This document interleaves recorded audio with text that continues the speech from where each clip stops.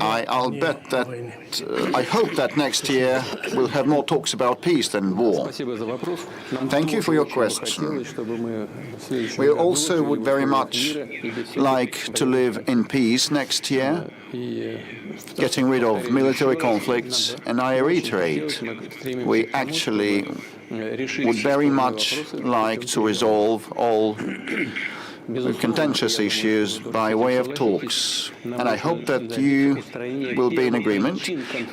We'll have to eradicate the root causes of the conflict so that it shouldn't happen in future for the sake of a lasting, durable and just peace. With respect to prospective cooperation with NATO, we had it in the past. And we also discussed a membership, first of the USSR, then of Russia, in NATO. But in both cases, we figured out that we were not welcome there. And the promises that had been given to us that NATO would not expand had been ignored, and we had been deceived, and there had been several waves of expansion of NATO, and that entailed moving military infrastructure closer to our border, which causes our legitimate concern. And in this context, a new security system or framework in Europe is very relevant, rather relevant. Even before the breakup of the USSR, some clever people in Europe, like the social democrats in Germany, proposed to establish a new security framework in Europe, not expanding NATO, but establishing a new security framework with the participation of the US, Eastern Europe and Russia, so that no one should be left behind or put in a difficult situation.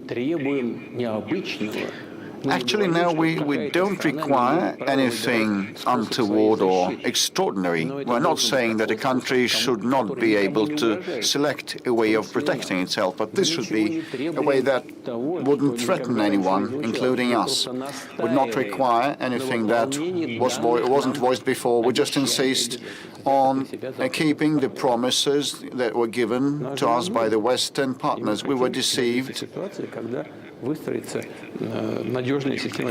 Actually bamboozled, and now we want a reliable system in Europe. Now, with respect to NIS, it is a daunting task, you're right.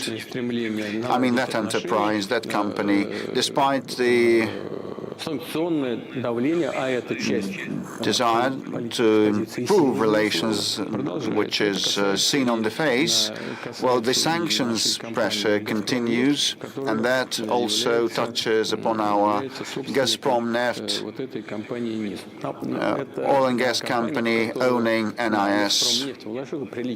And Gazprom Neft invested more than $3 billion into NIS, turning that enterprise into a state-of-the-art and efficient one. And this is the main taxpayer to the budget of Serbia. We know what the developments around this company are, and we have an intergovernmental agreement with Serbia on non-acceptance of any kind of restrictions towards this business entity, and we assume and presume that the leadership of Serbia that is friendly to us will act on its promises and obligations. Otherwise, no one would know how to invest money into an economy, even if an intergovernmental agreement wouldn't be observed. But we have some thoughts of how to move forward together. And we've been pursuing dialogue with our Serbian friends on that, and I hope that we'll find a way out. necessary, proper way out. If I may, coming back to the question, to the issue that you have touched upon already, but will you focus on it again with respect to the children's benefits accrual? Families with many kids apply for these. They work a lot, but even if they have an excess of 100 rubles of income, they are not eligible to such benefits. And Gulnara is online, wishing to ask a question. Good day, Mr. President. Happy forthcoming New Year. I'm from Tyumen region, the rural settlement of Bar. I received 27,000 rubles per month, and my husband is a driver, getting 80,000 rubles per month, and I work at a kindergarten as a tutor. And we expect more kids, and we participate in different contests and competitions. We have the Ready for Labor Independence marks. And I've been a mother with multiple children for 11 years, and I only once was entitled to a payout, to benefit. And last year we have an excess of income of 100 rubles, and in November an excess of income of 250 rubles. And because of that, we are not entitled to any benefits at all, like the travel benefits or food stuff payouts. And we have 6 kids, and we work a lot. My husband and I, we work quite a lot. And we work extra hours, we moonlight, and we have a small farm, we have chickens, and we actually would like to get some help from the government at the end of the day. Gulnara, actually, I have touched upon this matter in general terms, responding to previous questions of this sort. I fully share your view. You have mentioned the fact that you work a lot and your income goes up. At the same time, the support you receive from the government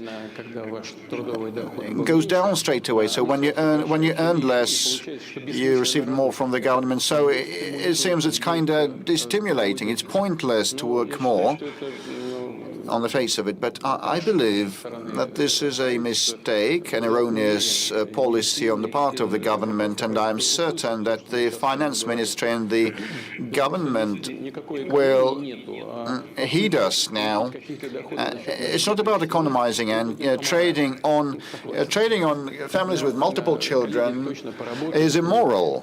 I agree with you. I think that colleagues will see to that, and this will be resolved with respect to bills. Housing bills and electricity and other bills. I just want to remind you and all people for whom such matters are of importance that, well, the general procedure is as follows. If the spending on housing bills and utilities bills exceed the aggregate income of a family by 22%, the government is obliged to provide support. Everything on top of that 20% should be covered by the government. Are you in the know of that? I'm in the know about all the benefits. In some regions,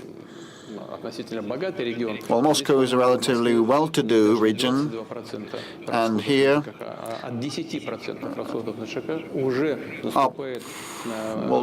10% of the spending overrun and upwards is the amount that is covered by the regional budget. And with respect to supporting families with multiple children, this is the cornerstone of our welfare policies, and I reiterate that, and I would like the regional and federal authorities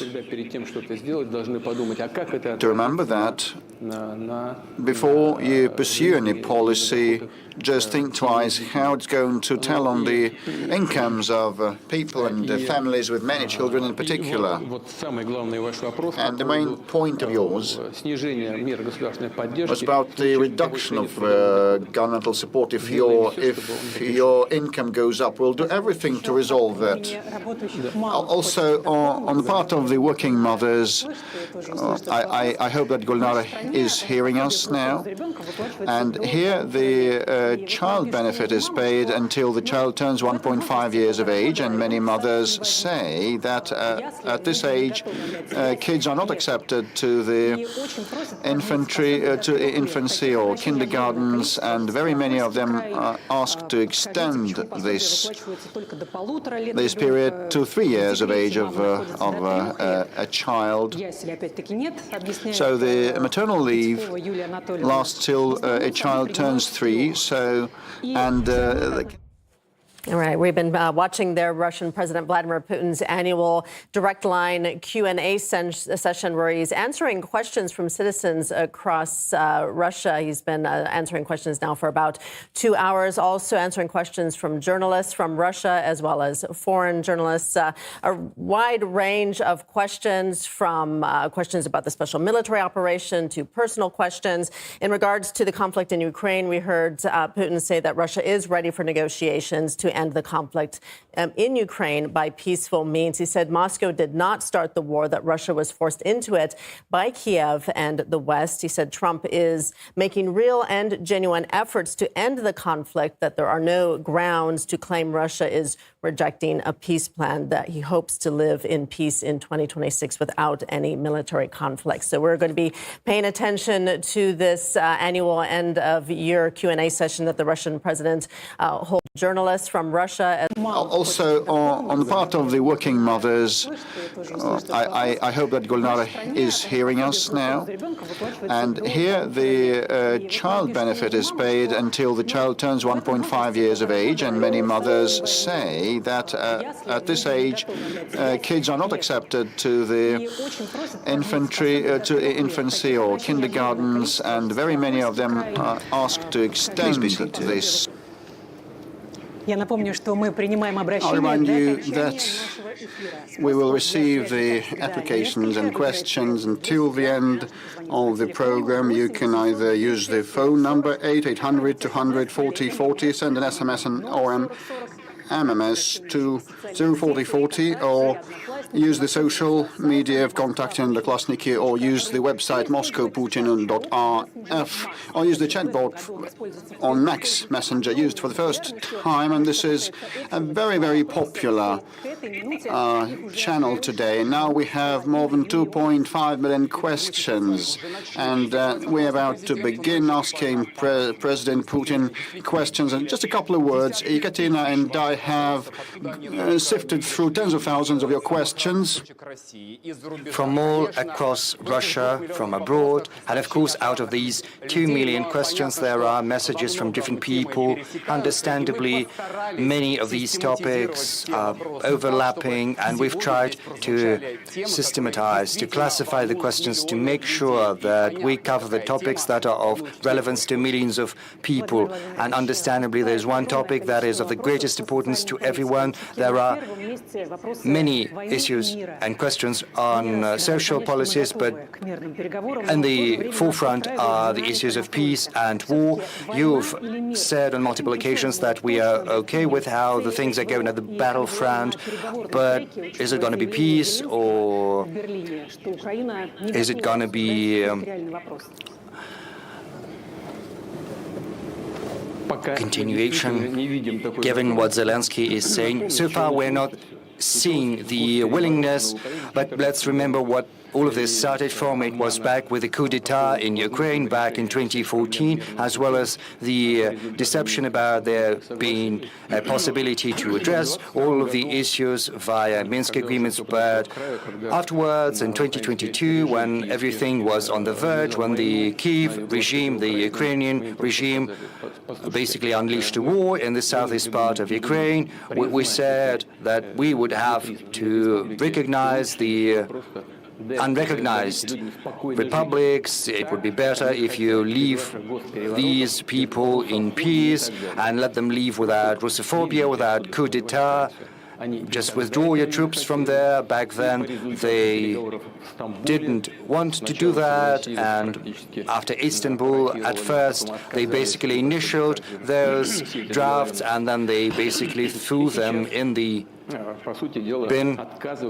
And this is what we're seeing right now. They're basically refusing to finish this conflict via peaceful means. That said, we are seeing things, and we know there are signals, including from the Kyiv regime, indicating that they are willing to engage in some type of dialogue. The only thing, and I would like to say something that we've been saying for quite some time, we are willing to put an end to this conflict via peaceful means based on the principles that I outlined in July last year when I spoke at the Foreign Ministry of Russia. The root causes that brought about this conflict have to be addressed. Mr. President, the situation on the battlefront is changing day in, day out. We know that to follow everything almost in real time, talking to our heroes, to our soldiers, but the situation is changing on a daily basis. Our soldiers are getting ahead audaciously and steadily. As Commander-in-Chief, what's your assessment of the current state of affairs? I've just listened to the report by the head of the General Staff. On the whole, I can tell you that right after our troops expelled the adversary from the Kursk region, the initiative, the strategic initiative, to be more precise, is firmly in the hands of the Russian armed forces. What does it mean? It means that our forces are advancing along the whole line of contact. At some places, they are moving ahead faster, sometimes slower, but everywhere along the line of contact, the adversary is being pushed back. And most importantly, and we started with this, you said, and I said, that there were proposals to the Kyiv regime to withdraw their troops from those unrecognized, back then they were unrecognized republics, who didn't want to leave under the yoke of the Kyiv nationalists. By then, the Kyiv regime had been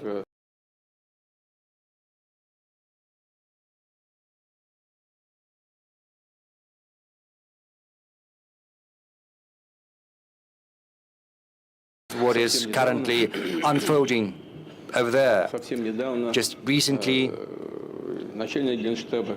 the head of the General Staff, the head of the group of forces, as well as the local commanders, the head of the brigade that I received at my office, reported me on having taken Seversk, which is an important settlement, and from there it's possible to move closer to one of the most fortified regions, to part of this agglomeration, which is Sloviansk. A little to the south from there, our armed forces are active in the South Liman direction. The troops are in the city already. The battle is raging, and very soon it'll be taken. A huge percentage is under our control, but the advancement is going to continue. I said that Konstantinovka is part of this agglomeration, and the battle is already there. More than 50% of Konstantinovka is under Russian control. I have no doubt whatsoever that this settlement is going to be taken as well. There was an important development, namely the taking of Krasnoarmeysk, because from Krasnoarmeysk,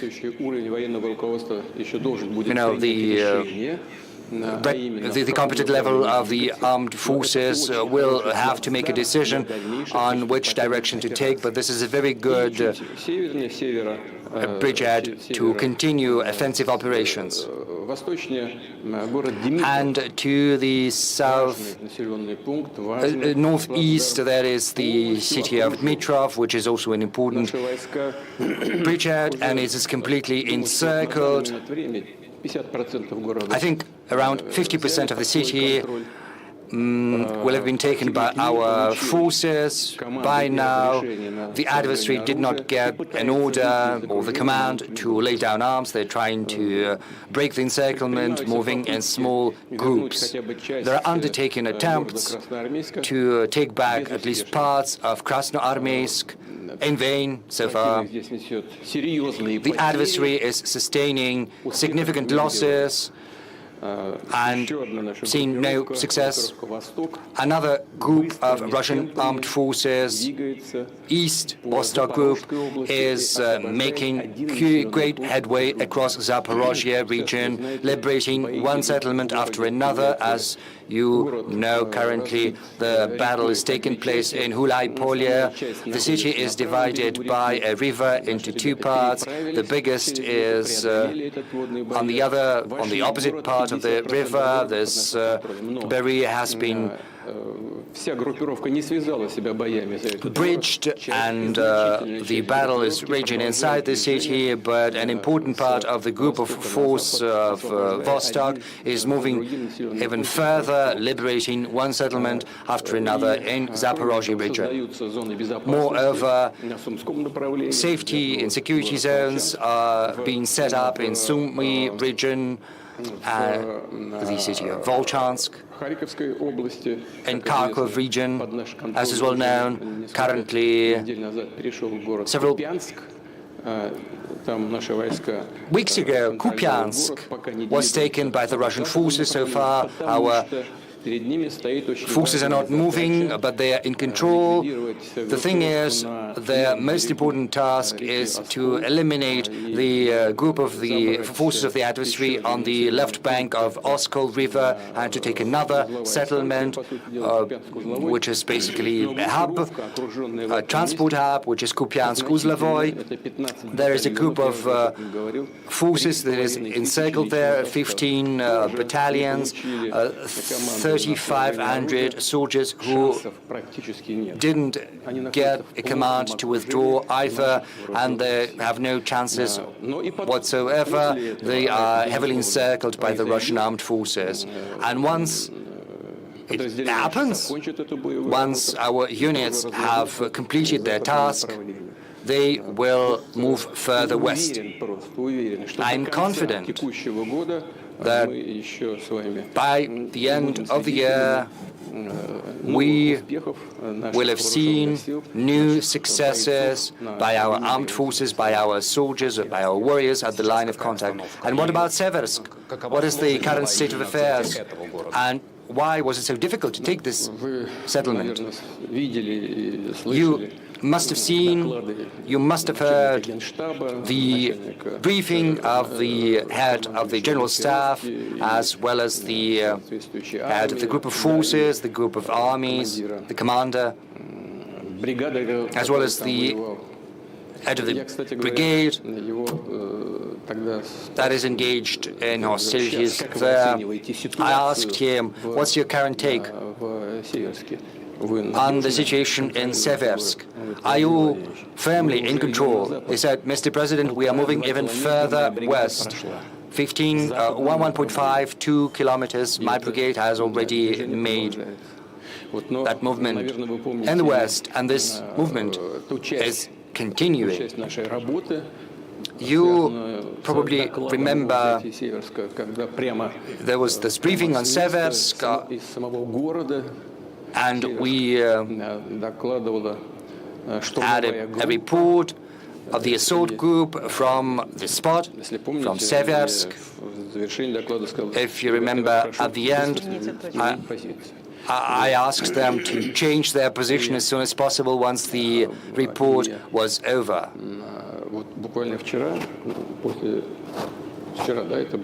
And I think it was yesterday, because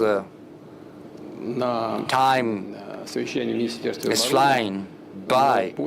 We had a meeting at the Ministry of Defense, and once the collegium was over, there was an award ceremony for our warriors. Was it yesterday or the day before yesterday? Yeah, there was an award ceremony for those who participated in the liberation of Seversk, and once that was over, I went back to the Kremlin, to my office, and I asked the head of the assault group to come by, see me, because I wanted to talk to him about the current agenda. I do that from time to time when an opportunity presents itself. And we also had a meeting on the preparations for today's event, and he came straight to the room of the Security Council, and I asked him to say a couple of words so that every colleague can hear what's the current state of affairs in Seversk, how it happened, and he started recounting, just a couple of words, very briefly. And once he went away, colleagues asked whether we could invite him to the direct line. I said, well, you can ask him, but his leave is not that long, so, we phoned him, and he's here. He agreed. Naran Alexeyevich. There he is. Naran, is that correct? Yes, please, be seated. Take your seat, yeah. Am I correct? Is this how this happened? Yes. If you've got any questions about what is happening in Seversk and how the liberation took place, you can ask him directly.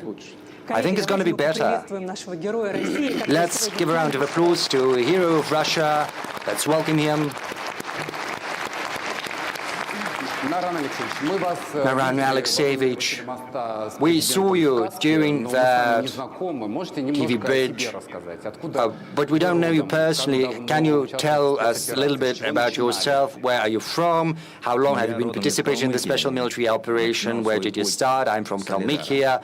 I started from Solidar. First I was just an assault soldier, and now I'm head of the assault unit. Well, he started just as a driver, and right now he's a head of an assault unit, and more than 80 people are under his command. And he's also a hero of the Russian Federation. Don't be modest. Naran Alexeyevich, colleagues, journalists must have seen this meeting between President and yourself and the colleagues. The communication was spotty at best because of the signal. Right now we've got more time, and could you tell us a little bit about how Seversk was liberated? We would very much like to learn how it happened. Of course, share what you can share, what your soldiers did. I can repeat my question. I said when he came to the room of the Security Council, what was the most difficult? Well, the most difficult thing was to get to Seversk in secret, because, these were open fields, there were no natural shelters. That's why a decision had been made to move in small groups, clandestinely, and we managed to perform this task. We managed to accumulate forces right under the nose of the adversary, and once the accumulation happened, we waited for the command to start assault. There were many civilians that were staying in Seversk. What was the attitude of the armed forces of Ukraine to civilians? For quite some time, the civilians had been living, how shall I put it? Well, yes, they've been living in fear under the pressure of the adversary, and once we managed to liberate our zone, that was our responsibility. We started to talk to the civilians, and they told us that the Ukrainian armed forces had been behaving just like nationalists, shooting those who didn't want to evacuate with them. So civilians didn't have any arms, and they were shot at because they were willing to stay in the city just for this simple fact. And once our armed forces arrived there, how were you welcomed? When we it came, people were in a very difficult state, both physically and morally, and when they saw us, they were very happy. They had been listening in secret to Russian radio, waiting for us to arrive, and they were very happy. To teach others using their own experience, and we say that we've got to learn from others' experience, and this applies to all spheres of life. But that said, still everyone has to make their own mistakes and learn from their own experience. And once they've done something, they've faced something, they understand what they did wrong, what they should have done. You know, I spoke about that. I think I did that publicly. The last meeting with the families with several kids. Well, there was a woman with a family of 8 or 9 children, and she said very beautiful words. She said that we have 10 children, for instance. Every time a new child appeared, we already had 5 or 6 people in our family, but a new child appeared. Every time we thought, how could we live without you all this time?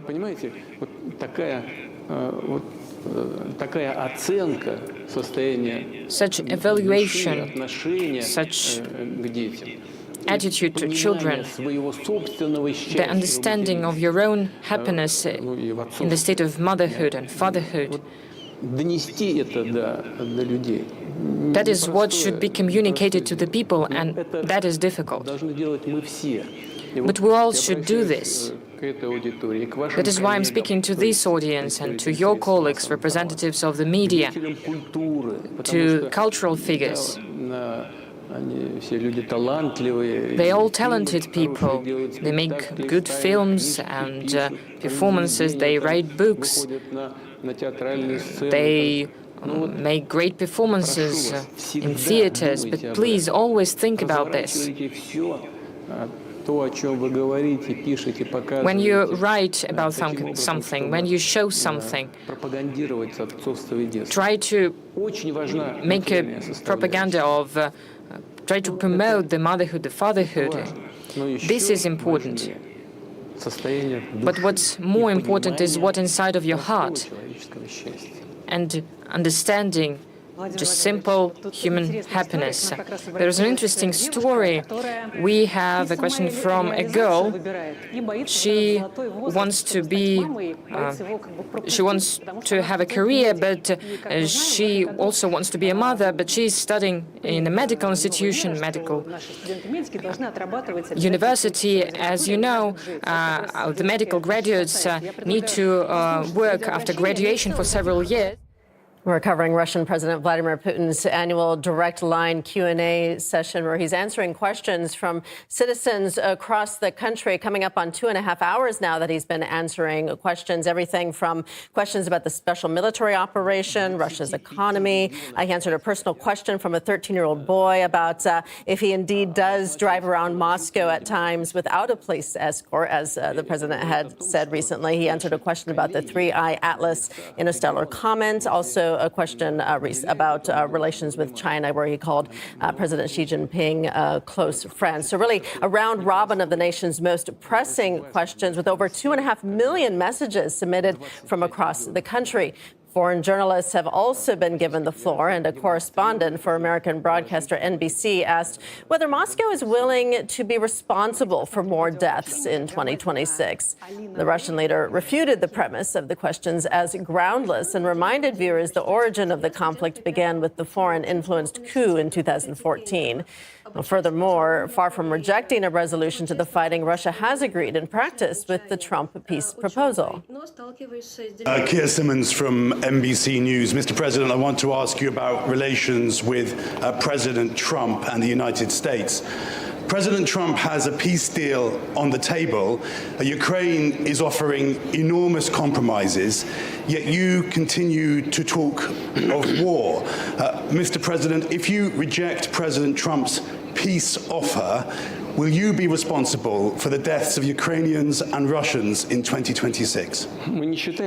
We do not consider ourselves responsible for the loss of life because we did not start this war. This war began after the coup d'etat in Ukraine, the unconstitutional armed coup in 2014, and then the outbreak of hostilities by the leaders of the Kiev regime against their own citizens in southeastern Ukraine. For our part, we long refused to recognize the independence of the then unrecognized republics of the Donetsk People's Republic and the Lugansk People's Republic. After being deceived and the failed implementation of the Minsk agreements, we were forced to use armed force to end the war that was started by the Kiev regime with the support of Western countries. President Trump is making serious efforts to end this conflict. As I have repeatedly stated, I believe he is doing so with complete sincerity. Moreover, at a meeting with President Trump in Anchorage, we agreed in practice to President Trump's proposals. Therefore, to say that we reject anything is completely incorrect and has no basis. At preliminary meetings in Moscow, we were presented with proposals and asked to accept certain compromises. Arriving in Anchorage, I said that these would be difficult decisions for us, but we agreed to the compromises being offered. Therefore, to say that we reject anything is completely incorrect and unfounded. The ball is entirely in the court of our Western opponents, so to speak. First and foremost, the leaders of the Kiev regime, and their, in this case, primarily European sponsors. We are ready for both negotiations and a peaceful resolution to the conflict. Let's speak now live to RT correspondent Igor Zhdanov. So, Igor, quite a range of questions the Russian president has been discussing so far. What has stood out to you? Well, absolutely, Rachel. Basically, during the past 2.5 hours or so, the Russian president has been shuttling between some serious geopolitics, between, some very pressing questions from the Russian population and more personal and even light-hearted stuff. But, of course, he started this very event, which is both a big media conference and at the same time a Q&A with the public. He started it with giving a very detailed breakdown of the situation on the front lines. And he went meticulously from one region to another, from one town to another hotspot, and so on and so forth, basically untangling the intricacies of the warfare, of the battlefields, of the battles that are raging as we speak, really. And summing this all up, it doesn't look good for Kiev because Russia has been advancing all across the front line and creating even a security belt in the Sumy and the Kharkiv region of Ukraine.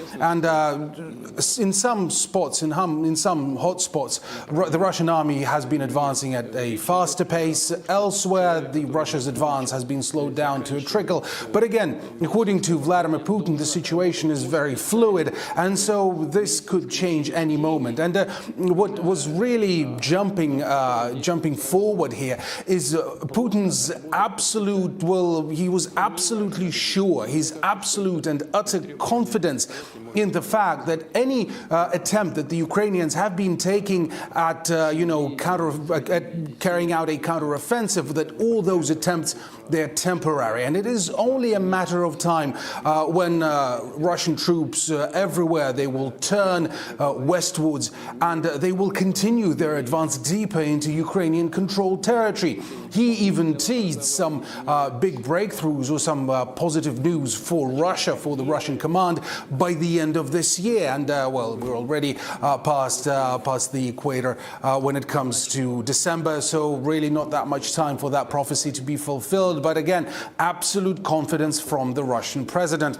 And he also addressed the fact, some media stunts, especially from Zelensky, who recently made a big fuss, and he published a video from a stela saying Kupiansk. And Kupiansk is one of the major hotspots on the front line right now. The Russians have said that it is completely under the control of the Russian troops. In a bid to disprove that, Zelensky posted this video, him again standing right next to a stela saying Kupiansk, and claiming that, Russia's reports of being in control of the town are simply not true.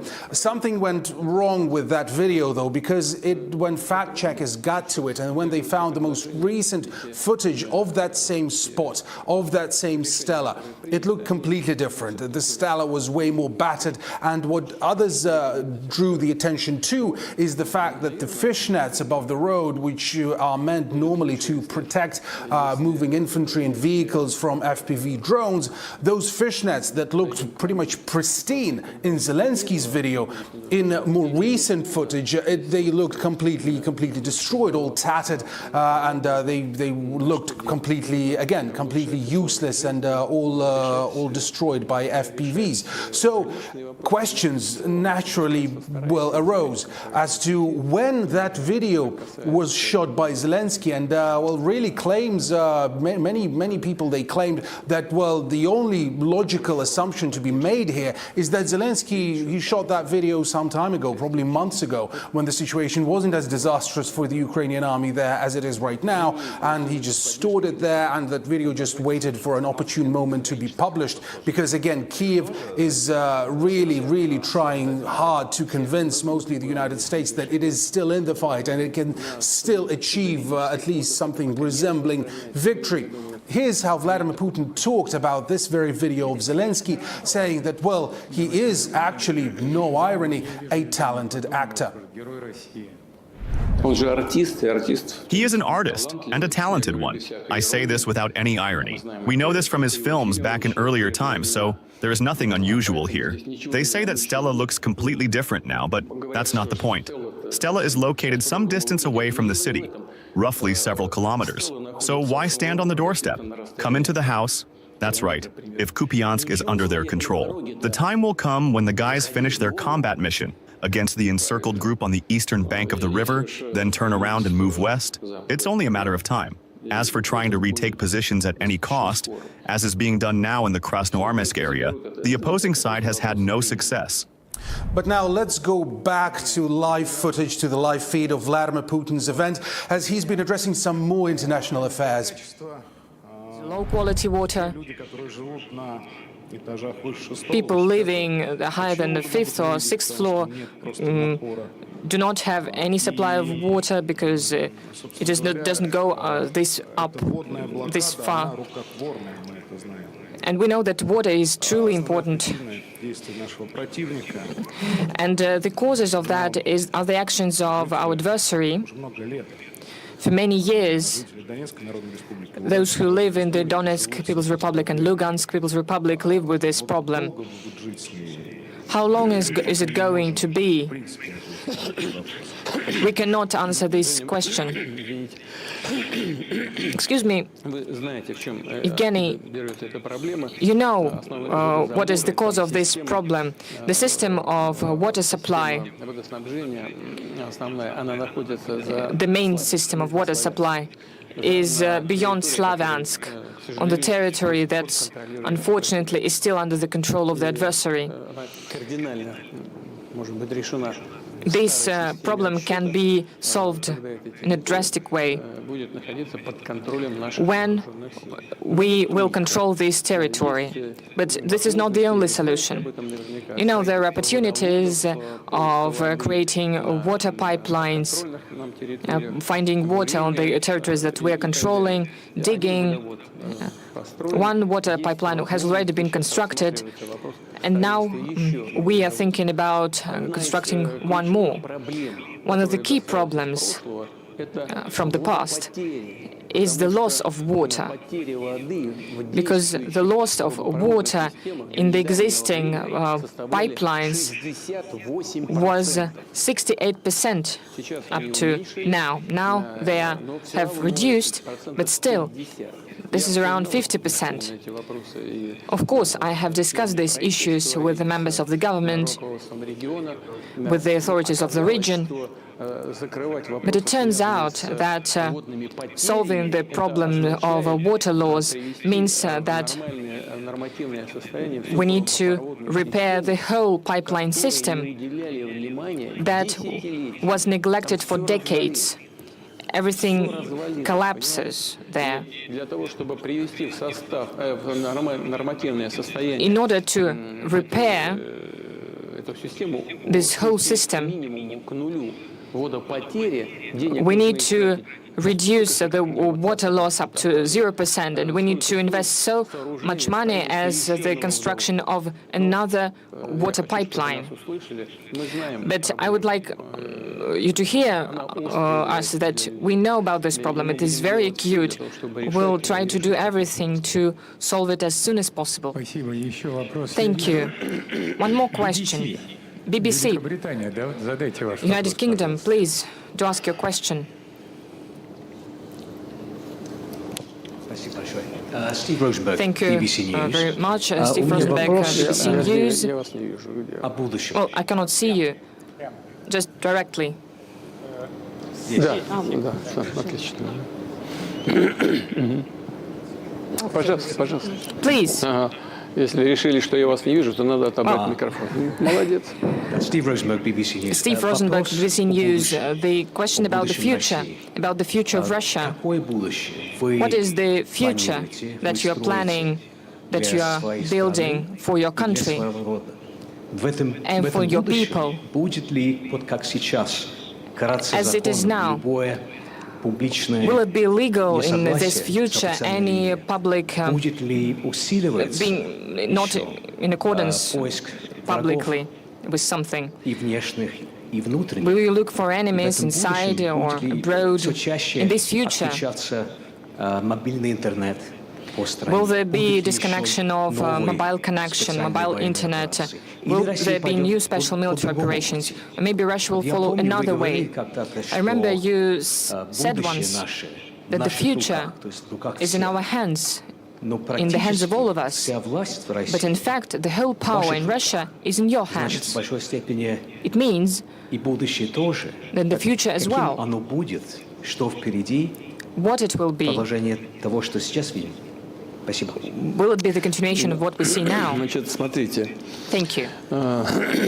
Каково будет будущее России? What will be the future Будут ли of Russia? караться, как вы сказали, законом Are we going to punish legally действия или люди, которые не согласны с действиями for власти? the actions who do not agree with the people? Are we going to penalize it? You know, there is a law that has been criticized about foreign agents. Distinguished colleague, I would like to draw your attention to the fact that we have not invented it. This law exists in several states. In the US, it was introduced in the 30s of the 20th century. All of these laws, the US law as well, are much harsher. There is criminal responsibility up to imprisonment for the activity in the political sphere if you are financed from abroad. We have nothing like that. According to our law, it is just necessary to declare that you have some sources of financing. We don't have any repressions, we don't have any criminal responsibility. If people stop engaging in political activity or when they stop using foreign sources of financing, they are eliminated from these lists, and there are many of such examples. And what is going to be with BBC, because there is a million lawsuit from the president of BBC? Well, these are their family matters. They should deal with them themselves. I don't want to interfere. I just don't want to touch upon this topic, not to make it more difficult for you. There is such problem. There is a problem of falsification of information, fake news, and I think that President Trump is right. But it's not that important. You asked whether there will be new special military operations. No. There will be no operations if you treat us with respect. If you comply with our interests, respect our interests, as we always try to respect your interests. If you don't try to play dirty tricks with us, like it was with the NATO eastward expansion. You said that there would not be a NATO eastward expansion even by an inch. It was a direct quotation. As it's sad, as we say, we just neglected our interests in the security. You deceived us, not you personally, but the Western figures created the situation of today with their own hands. And they continue to escalate the situation, speaking all the time that they are preparing for war with Russia. But as far as I know, you live here for many years. But I think you understand it. And those who speak about war with Russia also understand it. Are we truly going to attack Europe? This is nonsense. This is done based on the political reasons, and this is done to create the image of an enemy. They are creating an image of an enemy, and they're making Russia the enemy to hide the mistakes that were made systemically for leaders, for many Western leaders for several years in economy, in the sphere of social policy. Where is this green agenda? When we see new coal plants being opened, nuclear plants were closed, and now they're returning to them. This is a mistake after mistake. And they are trying to make Russia an enemy. They want to distract their people from their own mistakes with the help of the external affairs. And your questions constitute attempts of similar kind. You said that all the power belongs to me and is in my hands. Well, yes, President of Russia is vested with powers and credentials, and the borderlines of this power are clearly enshrined in our fundamental law, Russian constitution. And when legislative decisions are made, I enact this law by signing them, as in any other country. But I cannot tell you with a firm what proportion. Well, probably a big chunk of these laws is initiated by our MPs, deputies or senators. These are hard facts. Obviously, the President of Russia has a lot of powers, but I believe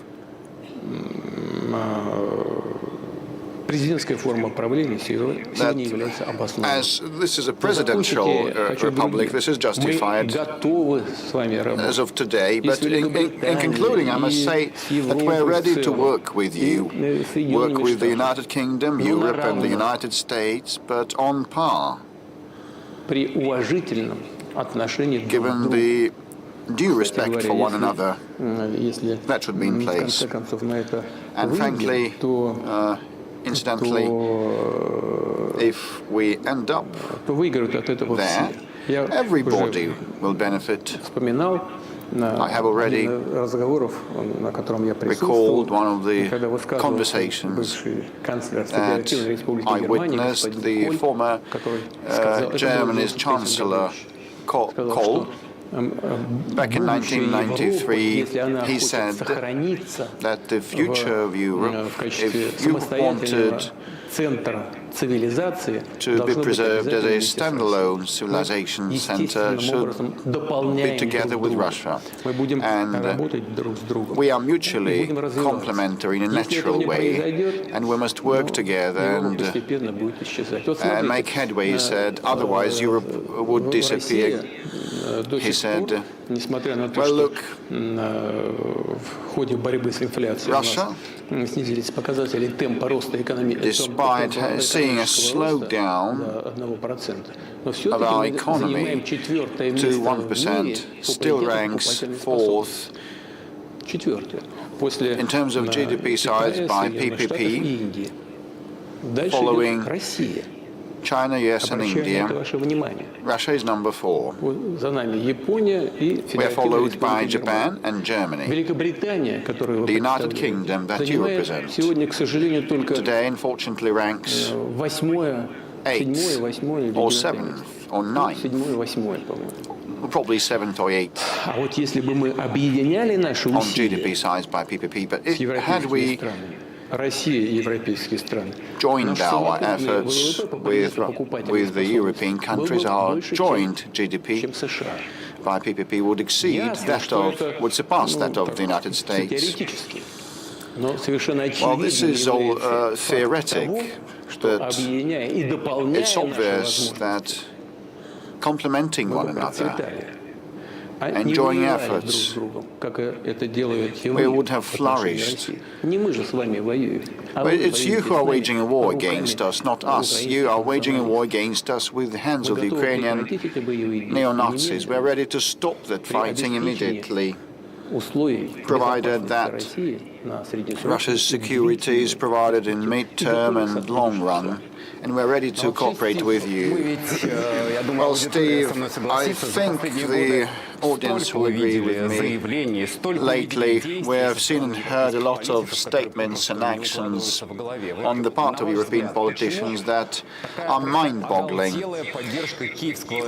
Why do you see they display this exorbitant support of the Kiev regime, and no one has been thinking about the European values, and they've been just supporting the Kiev for no reason, and they're even ready to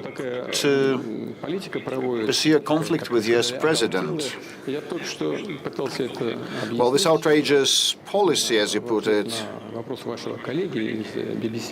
I've just tried to account for that, answering the question by the colleague from BBC. They are trying to cover up their mistakes, to conceal their mistakes. In economy and finance, and they got in a gauge, and so it is very hard for them to move rightwards or leftwards. With respect to a possible conflict with US President, there is nothing surprising about that, and it's obvious for any observer. The European elites used to support the Democratic Party and Madam Harris during the presidential campaign in the United States, and they were quite brazen in that, quite straightforward. Once President Trump was accused of meddling with elections, but nothing was proved, and all the Congress investigations ended in nothing. However, the political elites of Europe directly interfered, and that was quite blatant and obvious and uncovered, and they now hope that after the mid-term elections next year, the political landscape will change a bit, and their traditional allies will be back on track, and they will put more pressure on Donald Trump.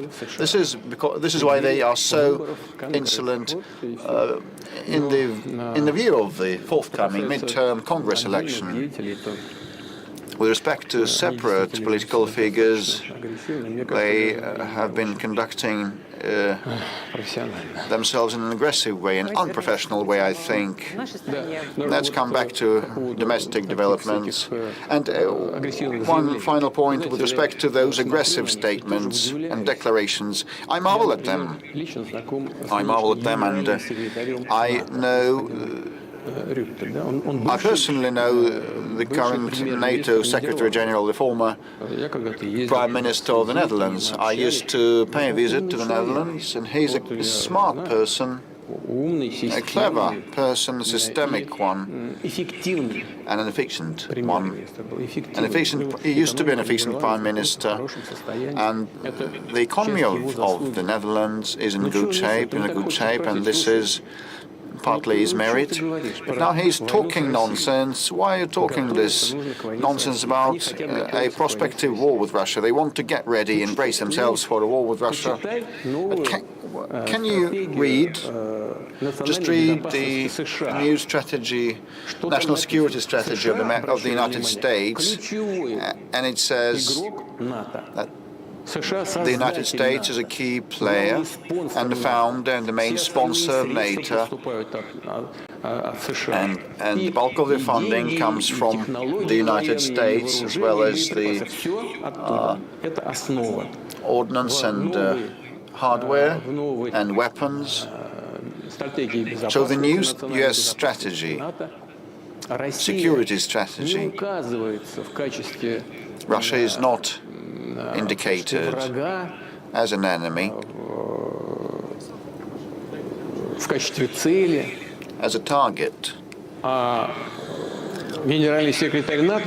While the Secretary General of NATO is bracing himself for a war with us. Why so?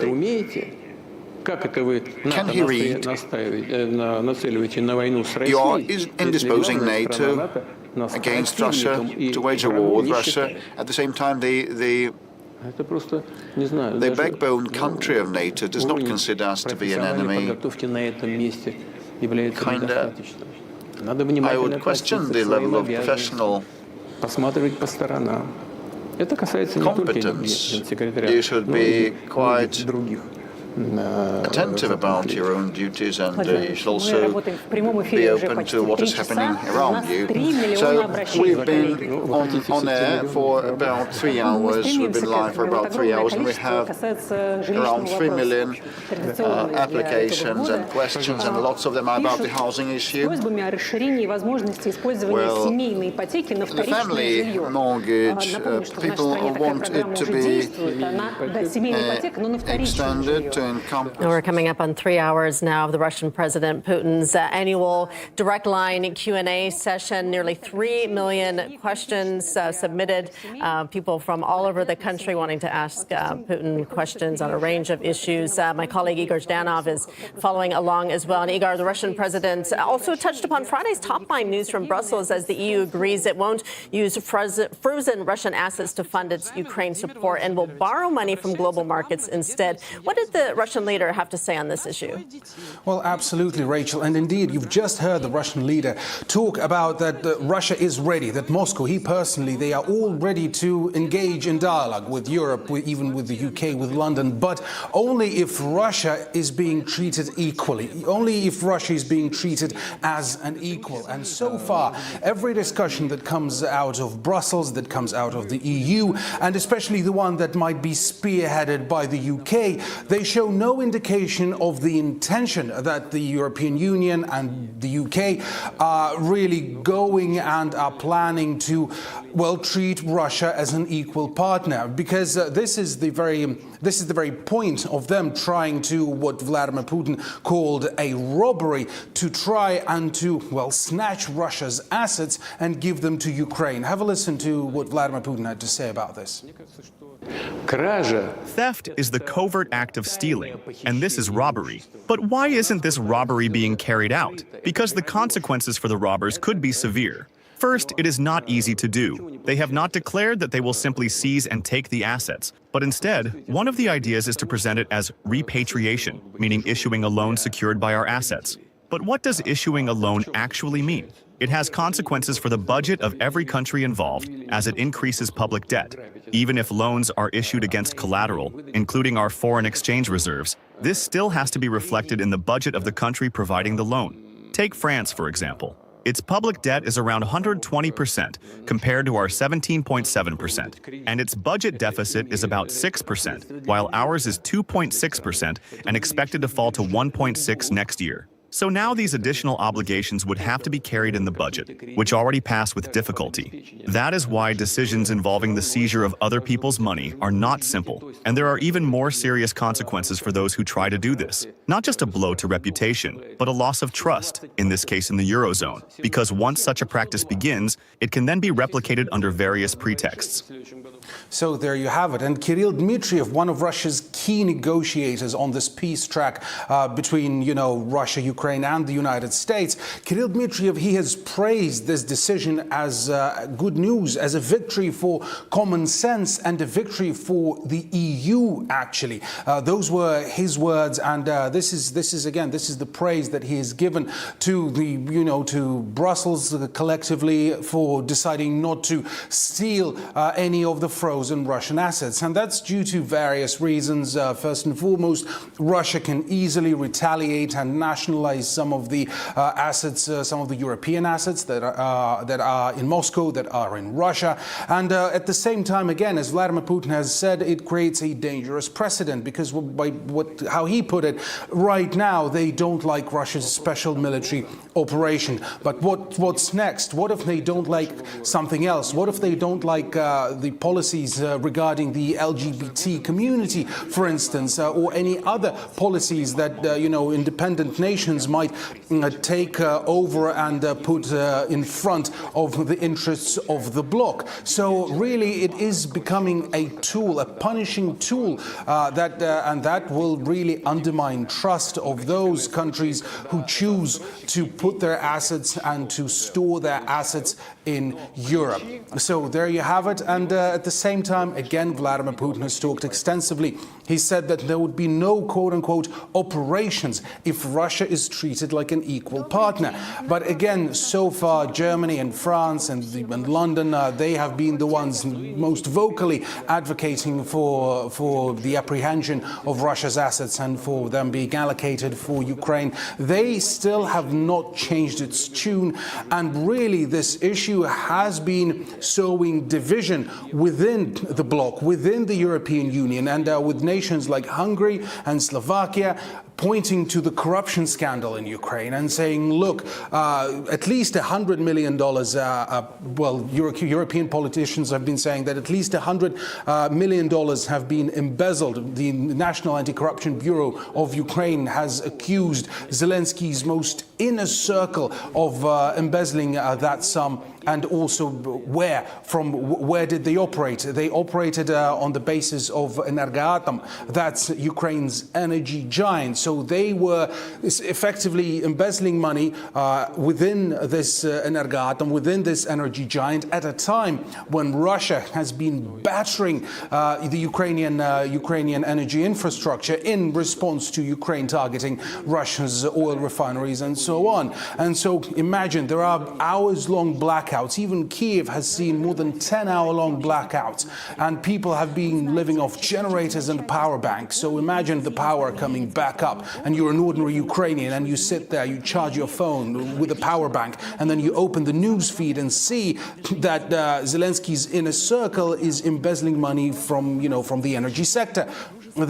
So this whole scandal hasn't been sitting well with neither the Ukrainian population nor with some European leaders who have been saying that enough is enough and that European taxpayer money, they shouldn't be going into that vortex and into that black hole of corruption that they have been, seeing Ukraine as.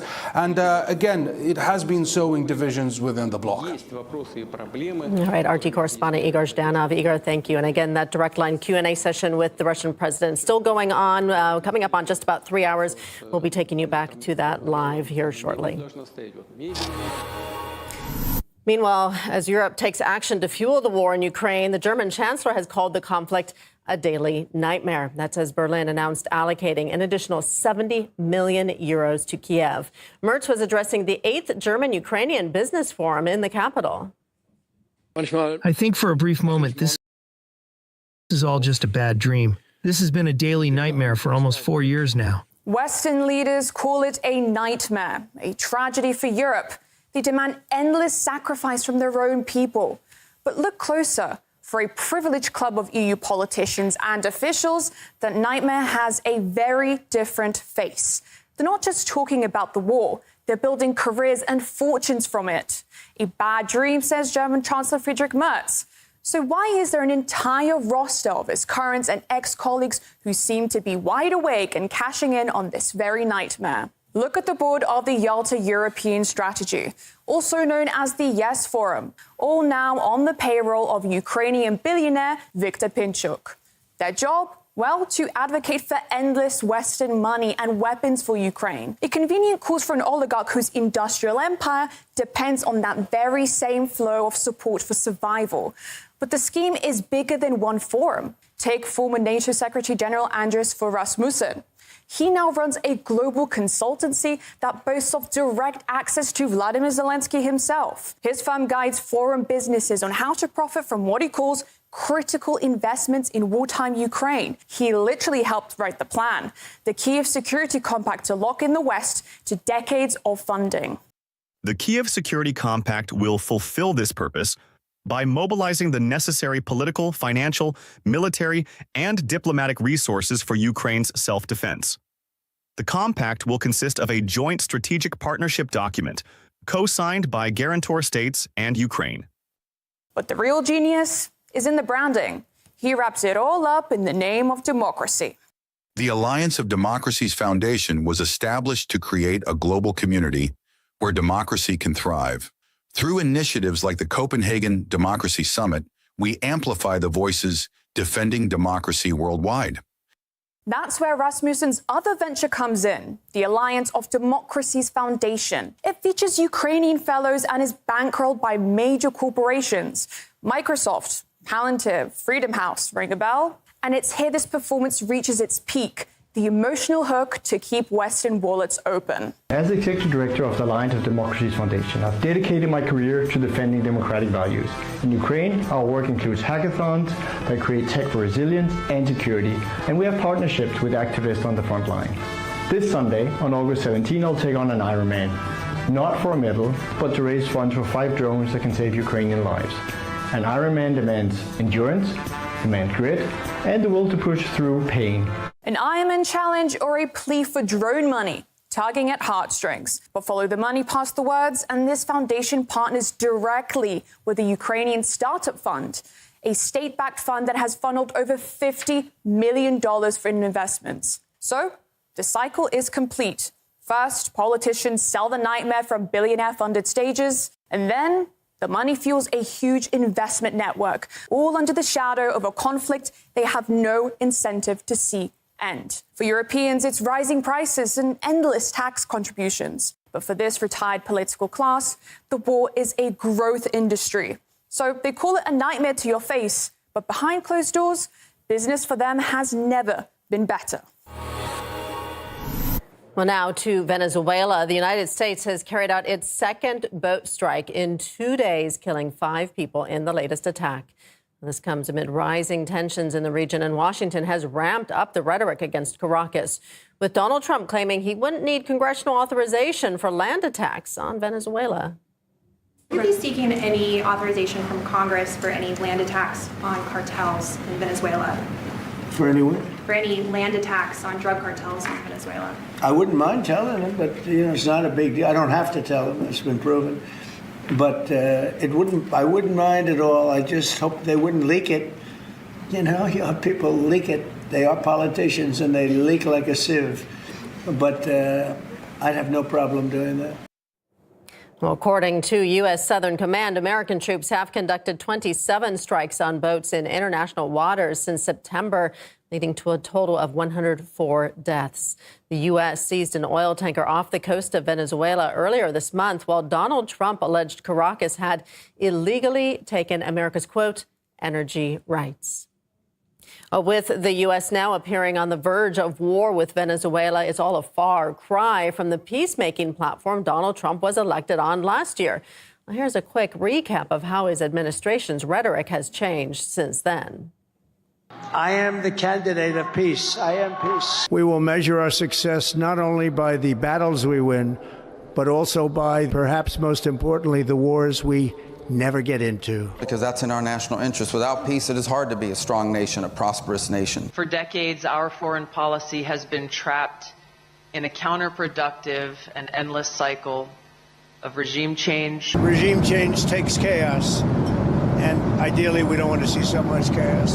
Are Maduro's days as president I'll remind you that we will receive the applications and questions until the end of the program. You can either use the phone number 8800 200 40 40, send an SMS or MMS to 04040, or use the social media of contacting the Klasniki, or use the website moscowputin.rf, or use the chatbot on Max Messenger, used for the first time. And this is a very, very popular channel today. Now we have more than 2.5 million questions, and we're about to begin asking President Putin questions. And just a couple of words, Ekaterina and I have sifted through tens of thousands of your questions. From all across Russia, from abroad, and of course out of these 2 million questions there are messages from different people. Understandably, many of these topics are overlapping, and we've tried to systematize, to classify the questions, to make sure that we cover the topics that are of relevance to millions of people. And understandably, there's one topic that is of the greatest importance to everyone. There are many issues and questions on social policies, but in the forefront are the issues of peace and war. You've said on multiple occasions that we are okay with how the things are going at the battlefront, but is it going to be peace, or is it going to be continuation, given what Zelensky is saying? So far, we're not seeing the willingness, but let's remember what all of this started from. It was back with the coup d'etat in Ukraine back in 2014, as well as the deception about there being a possibility to address all of the issues via Minsk agreements. But afterwards, in 2022, when everything was on the verge, when the Kyiv regime, the Ukrainian regime, basically unleashed a war in the southeast part of Ukraine, we said that we would have to recognize the unrecognized republics. It would be better if you leave these people in peace and let them leave without Russophobia, without coup d'etat.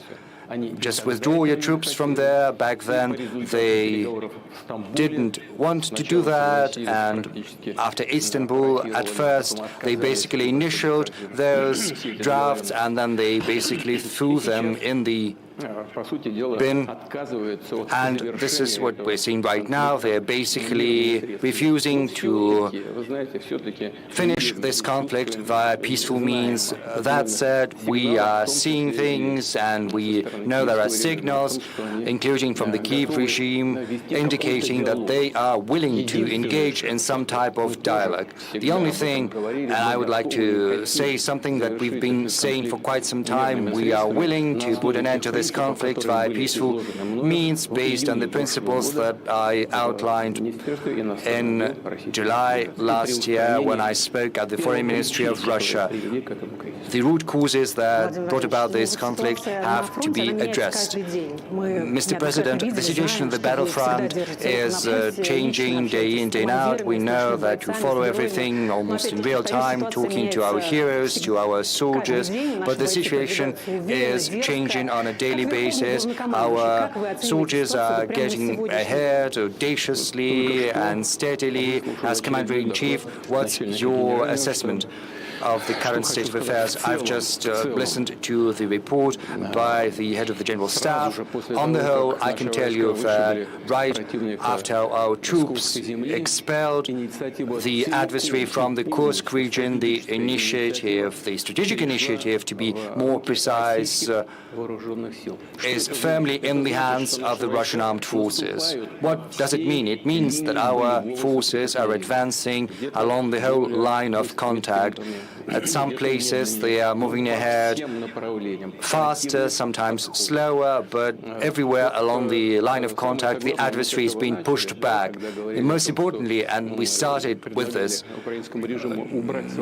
you said, and I said, that there were proposals to the Kyiv regime to withdraw their troops from those unrecognized, back then they were recognized republics, who didn't want to leave under the yoke of the Kyiv nationalists.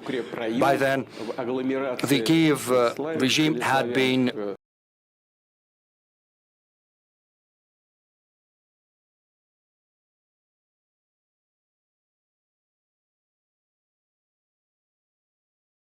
what is currently unfolding over there. Just recently, the head of the General Staff, the head of the group of forces, as well as the local commanders, the head of the brigade that I received at my office, reported me on having taken Seversk, which is an important settlement, and from there it's possible to move closer to one of the most fortified regions, to part of this agglomeration, which is Sloviansk. A little to the south from there, our armed forces are active in the South Liman direction. The troops are in the city already. The battle is raging, and very soon it'll be taken. A huge percentage is under our control, but the advancement is going to continue. I said that Konstantinivka is part of this agglomeration, and the battle is already there. More than 50% of Konstantinivka is under Russian control.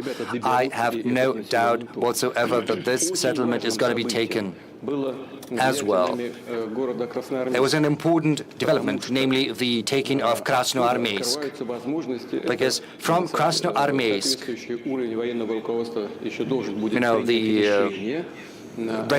the competent level of the armed forces will have to make a decision on which direction to take, but this is a very good bridgehead to continue offensive operations.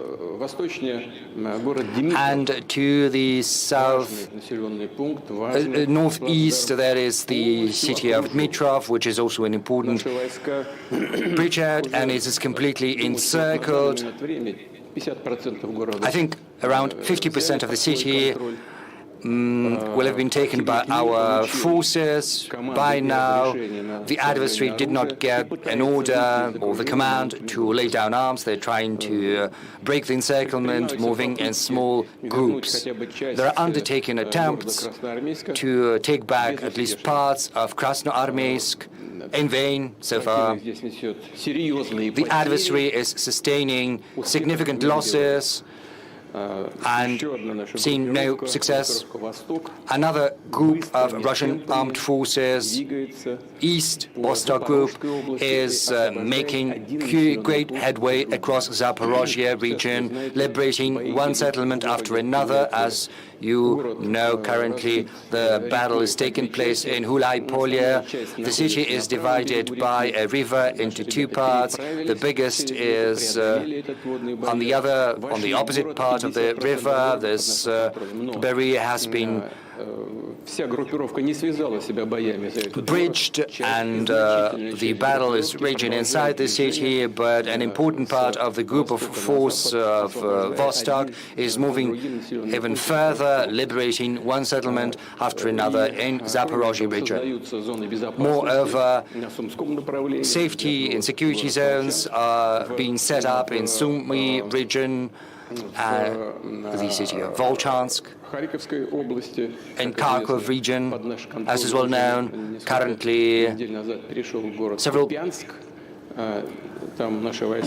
weeks ago, Kupiansk was taken by the Russian forces. So far, our forces are not moving, but they are in control. The thing is, their most important task is to eliminate the group of the forces of the adversary on the left bank of Oskol River and to take another settlement, which is basically a hub, a transport hub, which is Kupiansk-Uzlovoy. There is a group of forces that is encircled there, 15 battalions, 3,500 soldiers who didn't get a command to withdraw either, and they have no chances whatsoever. They are heavily encircled by the Russian armed forces. And once it happens, once our units have completed their task, they will move further west. I'm confident that by the end of the year, we will have seen new successes by our armed forces, by our soldiers, by our warriors at the line of contact. And what about Seversk? What is the current state of affairs? And why was it so difficult to take this settlement? You must have seen, you must have heard the briefing of the head of the General Staff, as well as the head of the group of forces, the group of armies, the commander, as well as the head of the brigade that is engaged in hostilities there. I asked him, what's your current take on the situation in Seversk? Are you firmly in control? He said, Mr. President, moving even further west, 1.5, 2 kilometers, my brigade has already made that movement in the west, and this movement is continuing. You probably remember there was this briefing on Seversk, and we had a report of the assault group from the spot, from Seversk. If you remember, at the end, I asked them to change their position as soon as possible once the report was over.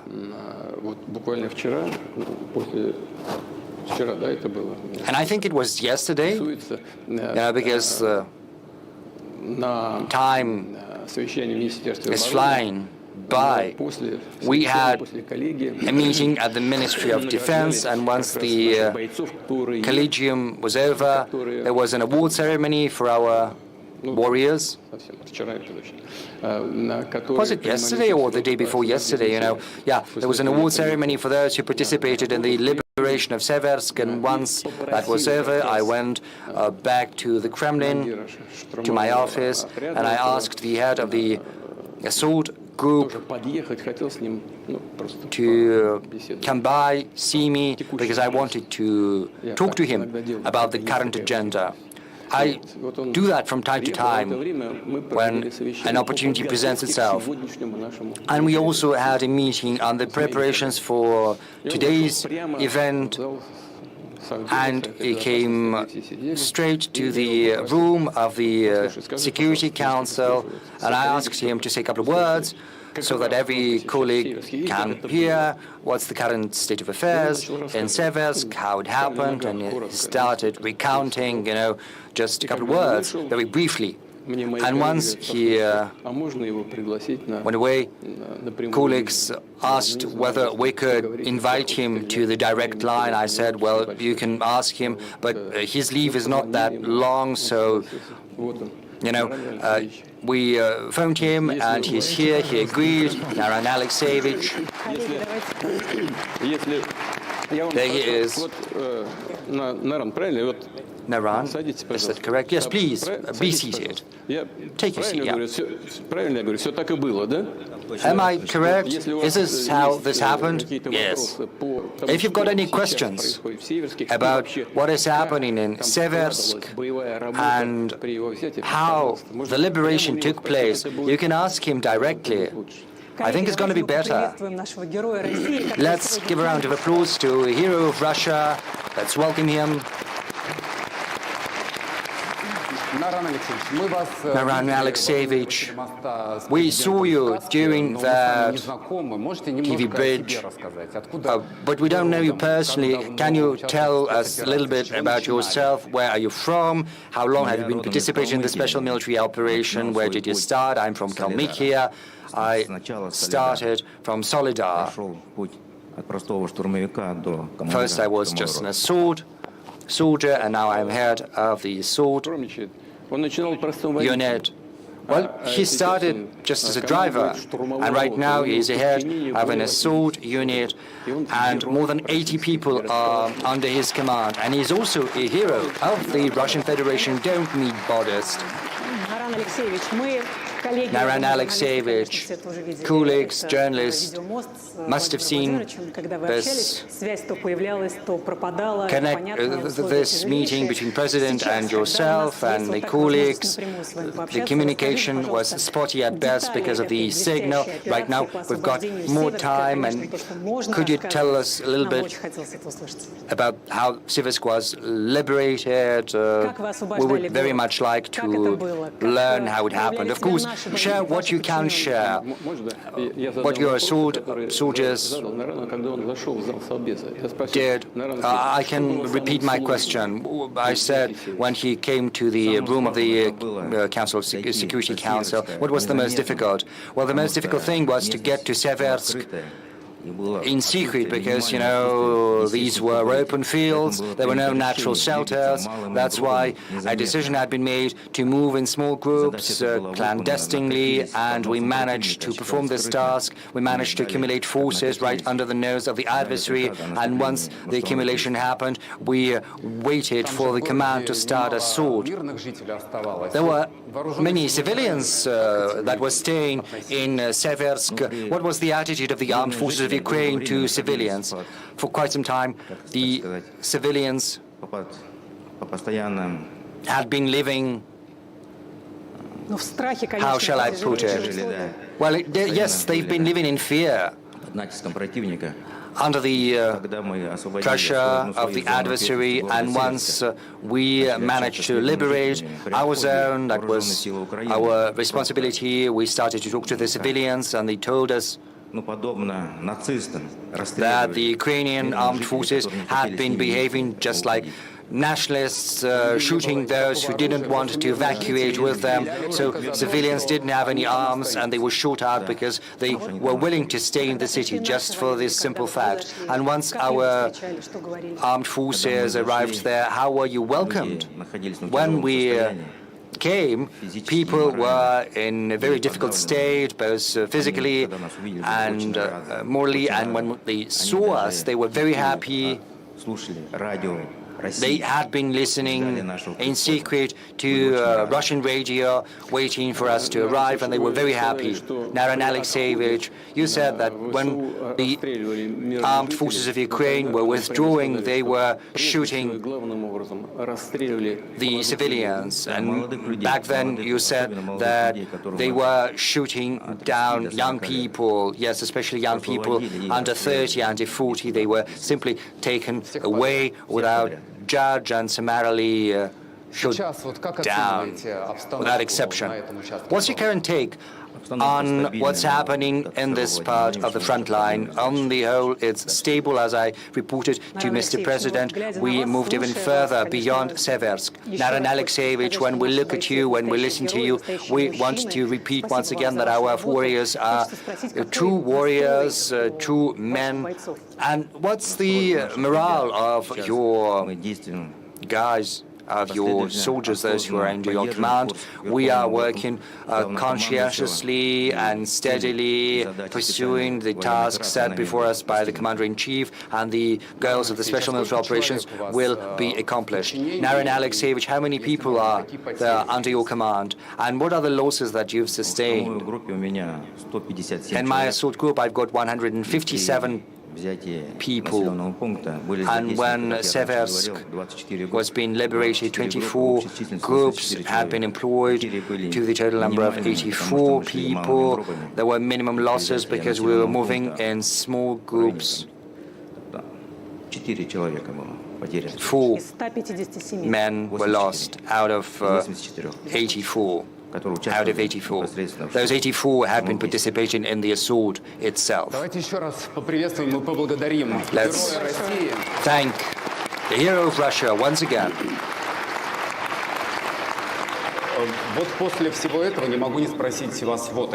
Now that we've listened to all of that, I would like to ask you, just a week ago, Zelensky allegedly made a video next to the steel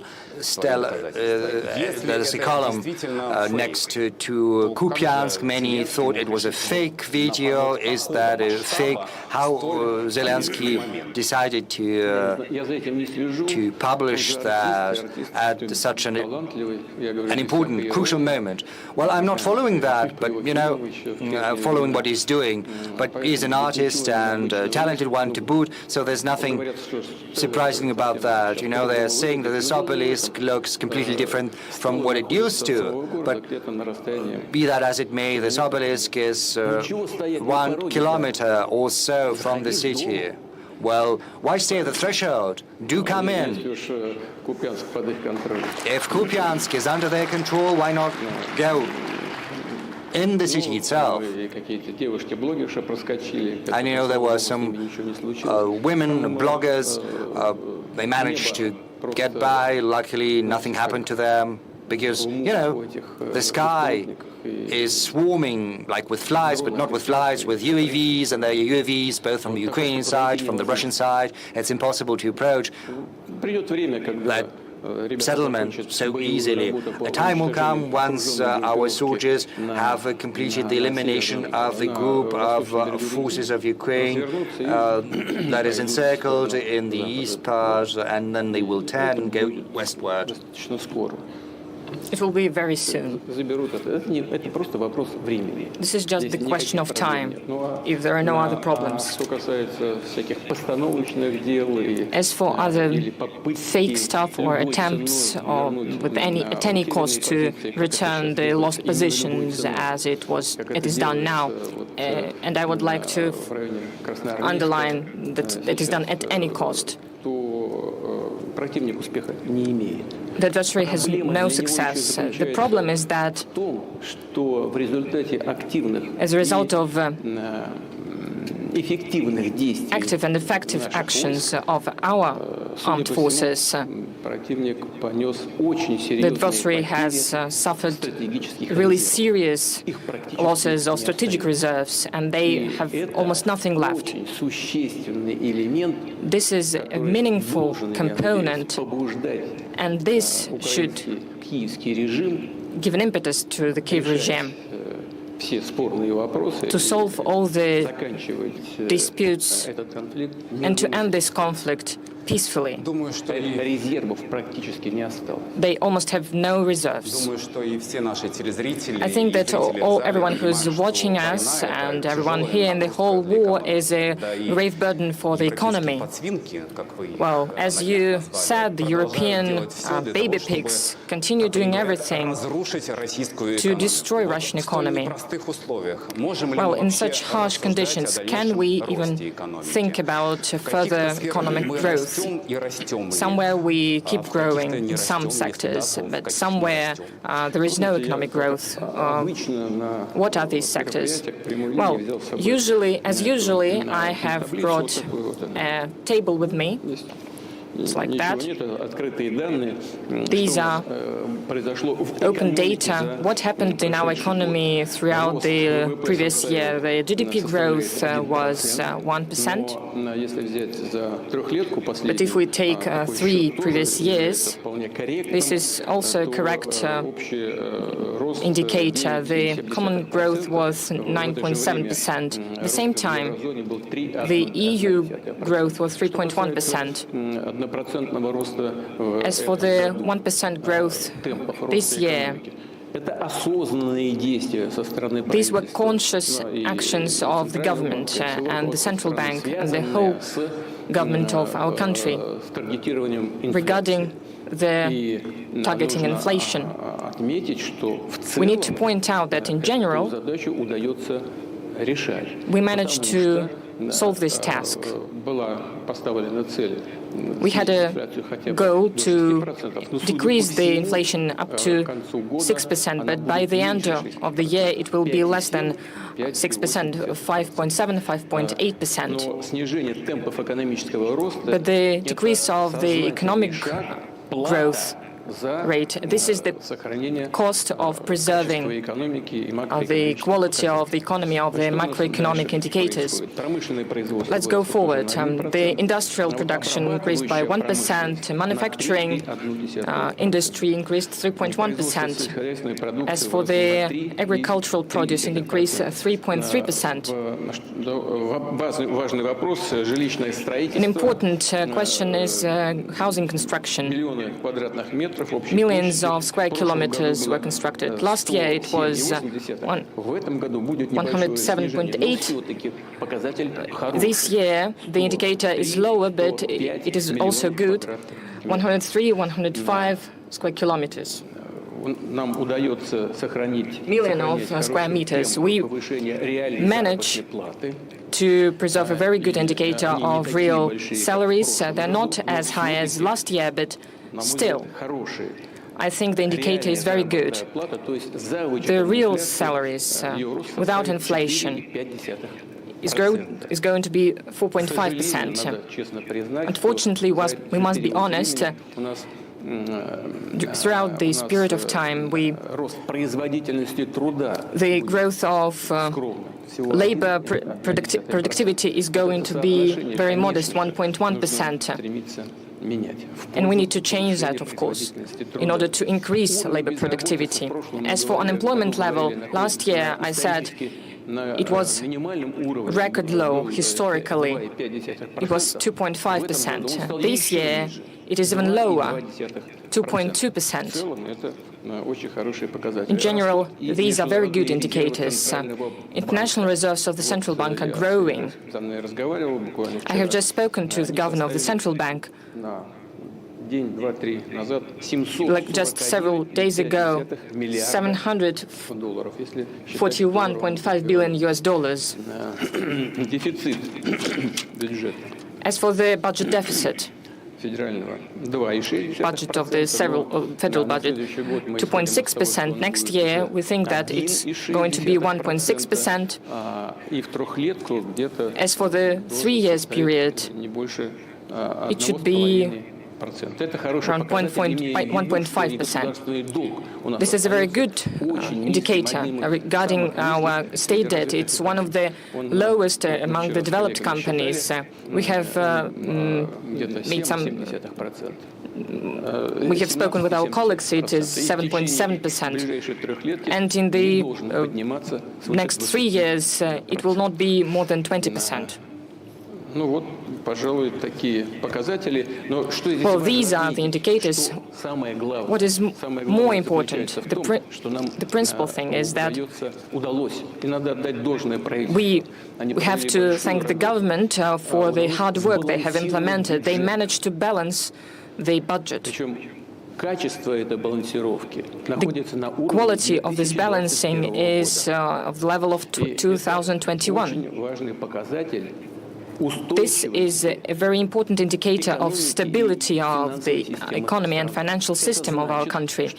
It means that we will be able to fully implement the issues regarding the social obligations to the population, also solve development issues regarding national projects. We will reach technological development goals.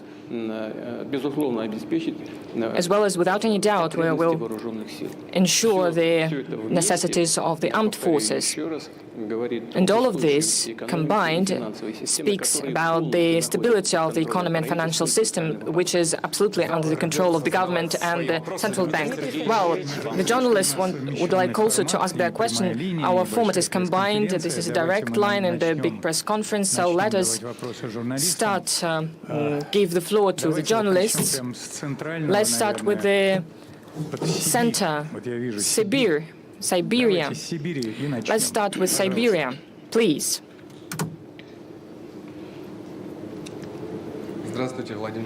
Hello, Mr. Putin. Novosibirsk, Ivan Dvainichnikov, Gorодская Volna Radio. Everyone knows that Novosibirsk is famous. And it's a famous city, and in the recent years, with your support, Siberian Circle Photon source was started to be constructed. This is a unique plant, a unique facility, not only for our country, but for the whole world. It will allow us to implement new investigations. Despite sanctions, despite harsh economic conditions, we managed to create fully Russian production. We need to launch it. We are going to launch it next year. The question is it really possible, and what we need to do for the young scientists to work there? Next year we're going to launch it, and we are waiting for you at the opening ceremony. Thank you for reminding about this. This is a good news, which is very good for everyone participating in the process. This topic appeared during the Council on Science at the auspices of the President of Russia, which was in 2018. The colleagues from the Siberian Institute of Science, the Institute of Nuclear Physics, spoke about the necessity of creating such accelerator. Truly, we had some problems, slowdowns because of sanctions, but we managed to complete this work. This is great, and I would like to thank everyone who had to do anything with this project, and I would like to congratulate you on that. This is truly a success. Well, the same thing goes for the Kurchatov Institute here in Moscow, but this is the second stage facility. A lot has changed. We are planning to do that. At the same time, we're going to create the same facility in Vladivostok and in other cities as well. We are going to work on that. As for your facility, SCIF, this is a great success because it gives an opportunity not only to have investigation of a fundamental nature, but also of an applied, because this will give an opportunity to work in the sphere of pharmaceuticals and new materials and so on and so forth. But how to keep young experts? We have a whole system that is functioning, but the main thing is that we need to create laboratories, because true scientists are truly talented ones and dedicated ones, and they also, but social aspects are also very important. The salaries, the conditions for living there, and all of this is what we're going to work on. In the future, this is one of our goals. We have a grant system for this and mega grants. We know the scientists that are called mega granters. These are the scientists receiving such mega grants. We have raised this issue at one of the meetings with them. So we need to create conditions so that young experts would keep working there. We need to create a horizon for them to be seen, the horizon of investigation, not for 2 or 3 years, but for 5 years or more. And we have already done this, and this allows us to prevent the outflow of stuff. Many people come back. I have personally spoken to such scientists. These are young experts that used to work abroad, but they come back to Russia, the native land. And our so-called Western colleagues help us very much in this. Why they come back? First of all, there are great laboratories, great opportunities, but one of the main causes is that they are really concerned about their kids, because it is impossible to send kids to the schools in those countries.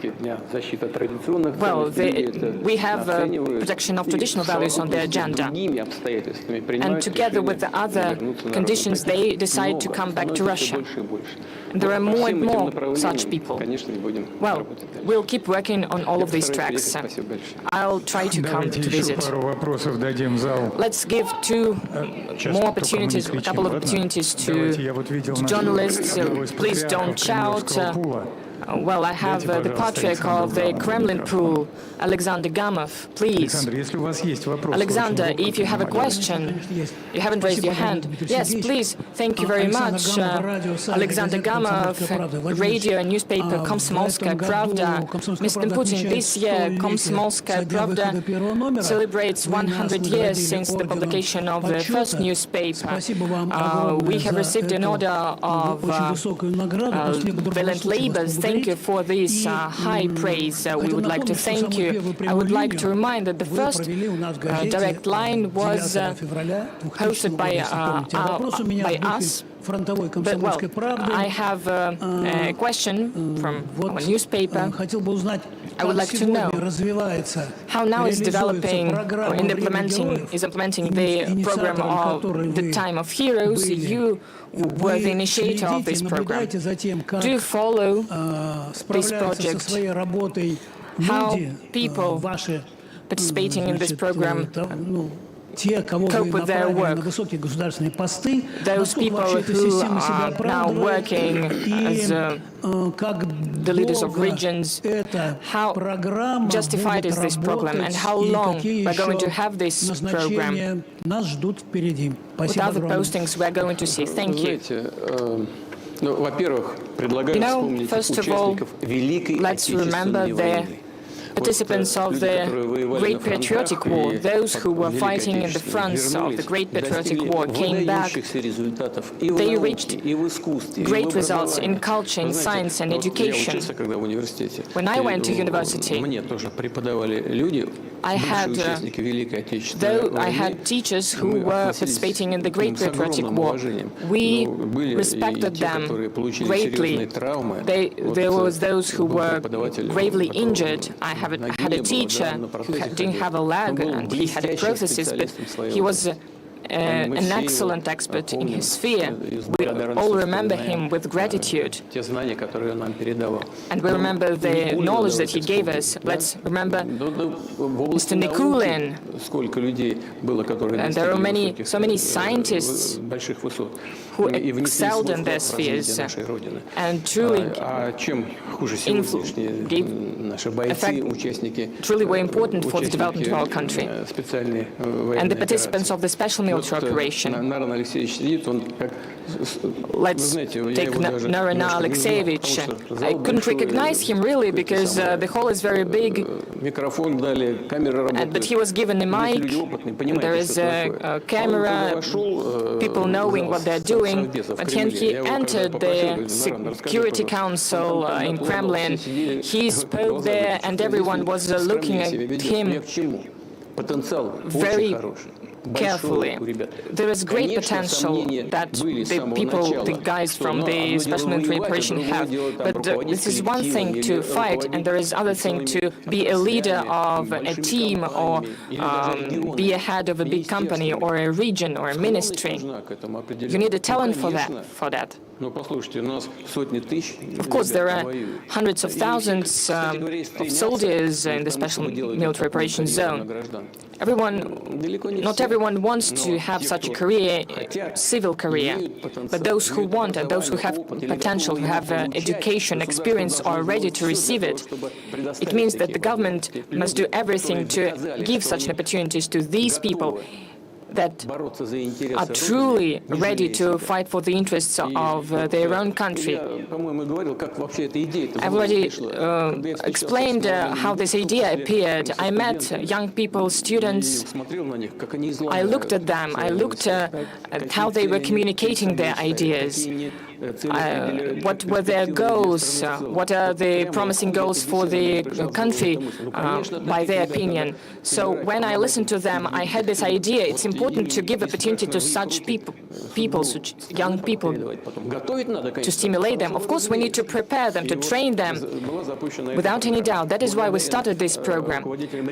I thank the heads of the regions of the Russian Federation for promoting this program regionally, and it is truly functioning, and I'm truly glad for the people who participated in the first stage and the second stage. Some of them have become governors, vice ministers.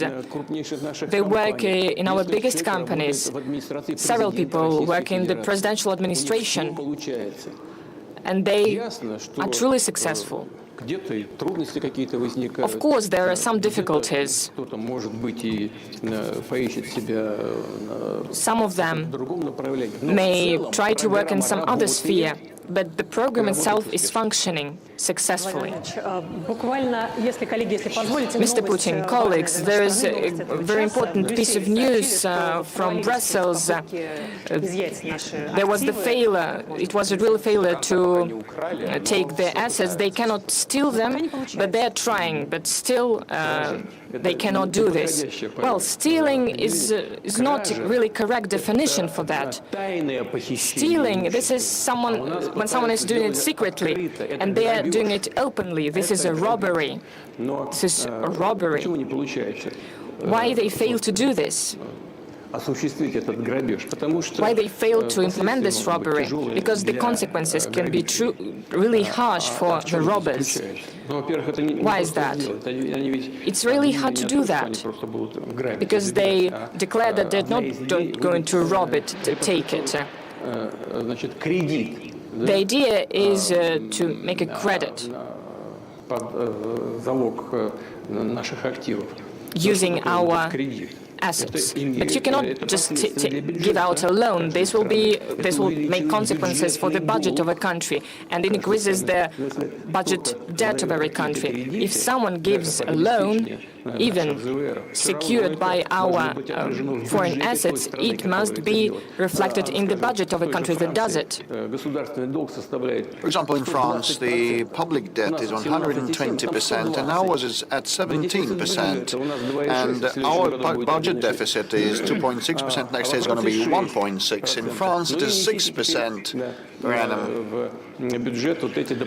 So, and now they will assume additional liabilities, and it will be quite hard to pass such a budget. And all these are the reasons for the difficulty of taking decisions related to the robbery of someone else's assets, but there will be graver consequences for those who might interpret that. This will not be a blow to their image, but this will subvert all the confidence with the euro area. Actually, very many countries store their foreign reserves in the eurozone. Many of those having spare money, like the oil-producing countries, if they have a look at what might be happening, they will have doubts, and they already have doubts and concerns. But what if this happens? You know, well begun, it can be further replicated, they might think. Now some people dislike the conduct of the special military operation and the fight against neo-Nazism in Ukraine, and next someone might not like the fight, the struggle with the LGBT movement. And Muslim countries have stringent laws to this respect, and this might be another pretext for the alleged expropriation of sovereign assets. Why not? And they might find other pretexts. So that will entail image-related losses and direct financial monetary losses related to the contemporary financial architecture. And the main thing is, no matter what they steal, sooner or later they'll have to give it back. And most importantly, we will go to court to protect our interests. We will do our utmost to find a jurisdiction that will be independent from the political context. Let's come to the room and ask questions from the hall. The road of life, I see the sign. Здравствуйте, Владимир Владимирович. Дарья Шучанина, Республика Коми. Представляю информагентство Коминформ, являюсь членом Общественной палаты нашего региона. Вы знаете, значительная часть Республики Коми и соседней с нами Ненецкий автономный округ отрезаны от большой земли, поскольку не имеют cut off from the mainland as there is no direct automobile transportation and connection. So there's a dead end of the automobile road, but at the same time the Syktyvkar-Uhta-Osinsk-Pechornaryan-Mar trunk road spanning more than 600 kilometers going through our republic, and that provides for all the year-round procurement for the north and safe traffic for the northern residents. But the bulk of that segment, the biggest part of this segment is in a very deplorable state, and we lack regional funds to repair this road. And Komi has very few federal roads, unlike other regions of Russia. So the proposal, whether this road of life, the only trunk way for the north, can be transferred to the federal property so that the safe and secure communication with the north is safeguarded. And using this opportunity, I'd like to invite you to the Republic of Komi. In the 2029, the city of Uhta will mark 100th anniversary. Today, it's the biggest oil and gas center in the north of Russia, and shortly Syktyvkar will mark 250 years thanks to your decree. And if you are able to come to the festivities, we will be so grateful. It's going to be a historic and landmark visit for us. Well, thank you for the invitation. With respect to the road, I'm aware of this problem.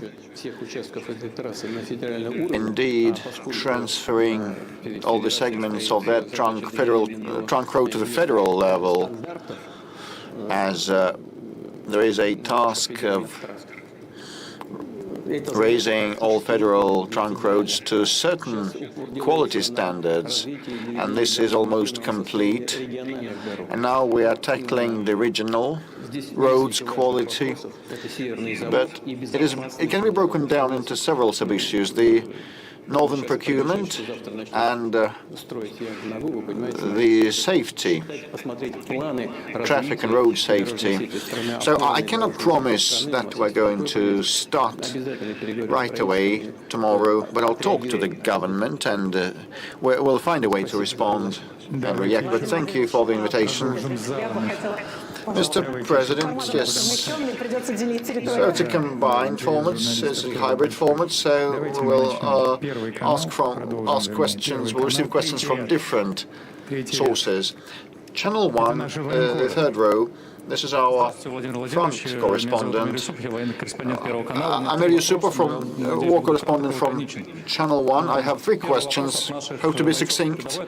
First is from the battlefield drone operators. All of them thank you for the big number of the assault drones. Some of them can stop columns like Prince Vandal of Nizhny Novgorod, but we actually lack hexacopters, the Baba Yaga type. They are used actively in droves by Ukrainians, and we need those too, this type too, because the sky is dominated by the drones, and it's even used to carry a bottle of water, so the guys are agog to receive those. And the second question is from the operators, and one of the guys in the trenches told me a baby will be born shortly in my family. Will you miss the front line? I asked him. Yes, I will, and he will miss the control of the UAVs actually. So we have lots of UAV operators, and their number is increasing, and they also want to continue doing that in peaceful life. as being civilians. Will that come in handy? Will their experience and expertise come in handy? And the final question is from me. We work with a brigade of veterans who are knowledgeable for their underground operations, subway operations, Avdiivka, Dzержinsk and others, but this brigade, despite all the merits, is called like a voluntary group in many reports of the Defense Ministry. If I may, will you please assign this brigade the name of Guards Brigade, Brigade of Guards, the honorary name? Thank you. I'll start with your final point. The Brigade of Veterans deserves the highest assessments, and they are heroes. But it's not only about risking lives and going through a tube. The point is that they are meticulous and hair-splitting and responsible in preparing each operation of theirs. And a lot of preparations were done with all the driveways and procurement and exit points and enter points. These are heroes, no doubt. And this brigade deserves the highest assessments, and it should be granted the name of a Guards Brigade. I agree with you. Secondly, the point that you started with, that about control of drones. We are lacking heavy UAVs, and this is what the Defense Ministry and the defense industry are getting to grips with, and the Defense Minister personally has been looking into the matter, and he has done a lot, and thanks to him, to a large extent, the situation with drones has considerably improved, and the guys on the contact line now feel that, and will keep supporting our contemporary inventors with a system of grants and support measures. And I'd like to thank our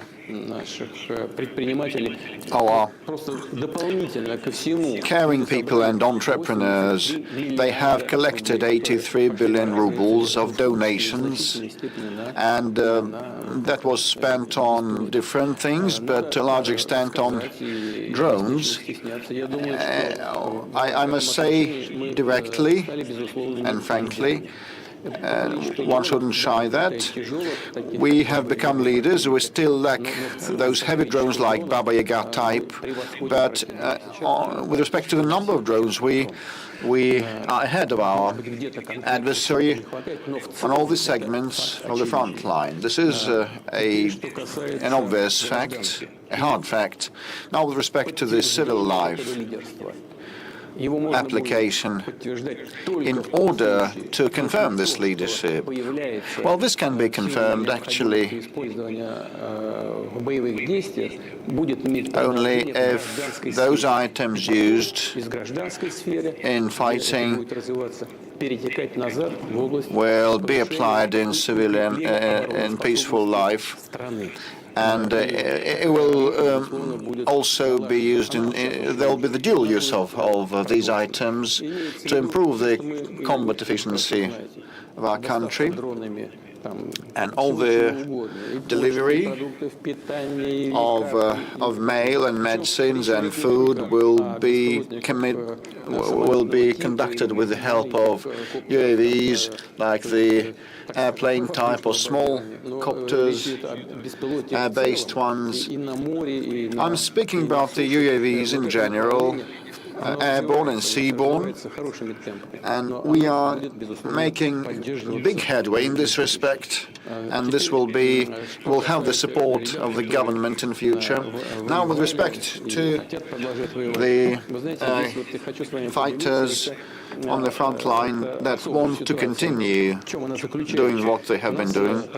Well, this is a peculiar thing, because the point is that we continue a good rate of manning, and now we have a lot of volunteers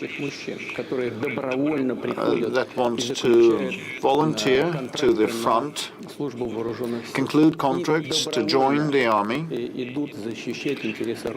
and they volunteer to defend their motherland and the interests of our people. We just mentioned how the Ukrainian military treat the civilians, and a person told me, when we saw what they did to civilians, we just are agog, very impatient to move on and finish off this viper. They execute old people, elderly, and they use helicopters to do that, to target civilians, actually. He might be shy because it's the first time that he ends up in such an audience. And more than 406 or 10,000 people have enrolled, concluding a contract, and the number of people who want to do service in this new branch of the army, the unmanned aerial systems branch, is so big that the Defense Ministry has to open a call for that. And there are students, young ones, who take an academic leave to sign a contract and join the army. And they participate, they are eager to participate in this competition, and they want to participate as drone operators. So I can understand the person that you spoke to, but actually even those who come on leave, come home on leave, they continue participating in the fighting because the remote technology allows that. And to follow up on the fighters topic, you said, Mr. President, that it's not a trendy phenomenon, but it's the obligation of the government. So, and we looked through a lot of applications. Paul and I looked through a lot of applications, and GigaChat confirms that this year the number of applications from the fighters and their families is much lower than in the previous year or the penultimate year. So work is underway to assist them, to help them. Still some problems remaining related to delays and the search for the missing. Still a lot is done just in a matter of days. For example, Alexei Gushin from the Lov region wrote to us he was gravely wounded 2 years ago, and he was unable to receive a payout of 3 million because not all the documents were available. And finally, the amount was accrued, and one of these days he is to receive the full amount. And the mother of a fallen hero, Lyudmila Orlova from Beloretsk, said that her son lost his life last year and was posthumously decorated with a medal, but she could not receive this medal. And finally, the volunteers looked into the matter, and now the mother has received her son's posthumous decoration. And she tried to get it for a year, and only after caring, attentive and thoughtful people attended to that, this was resolved. And just yesterday or the day before yesterday, you said at the Defense Ministry College that there is still room for advancement. And now we'll have a look at a video from Kristina from Novosibirsk. Good afternoon. My name is Grebe Kristina. I'm a widow of a fallen serviceman. We live in the city of Novosibirsk, and there are 2 kids left of 4 and 6 years of age. So the question is, currently I would not receive the pension of a fallen serviceman and other benefits. My husband lost his life in January 2024. On the 10th of December that year, I received the death certificate. And, a year passed since then, and we're yet lacking this pension. Can the timeline for consideration of these applications be expedited, so that the pension on the grounds of a loss of the breadwinner is allotted on time, should be allotted on time? Christina, first of all, I want to apologize to you for this huge delay of the relevant services, on the part of the relevant services, and in your case it's going to be resolved quickly, but the problem is in existence, and not long ago I had a meeting with Madam Civilova Anna, who reported me on the work of the Fund of Fatherland Defenders, and she's Deputy Defense Minister now, and she has told me that still the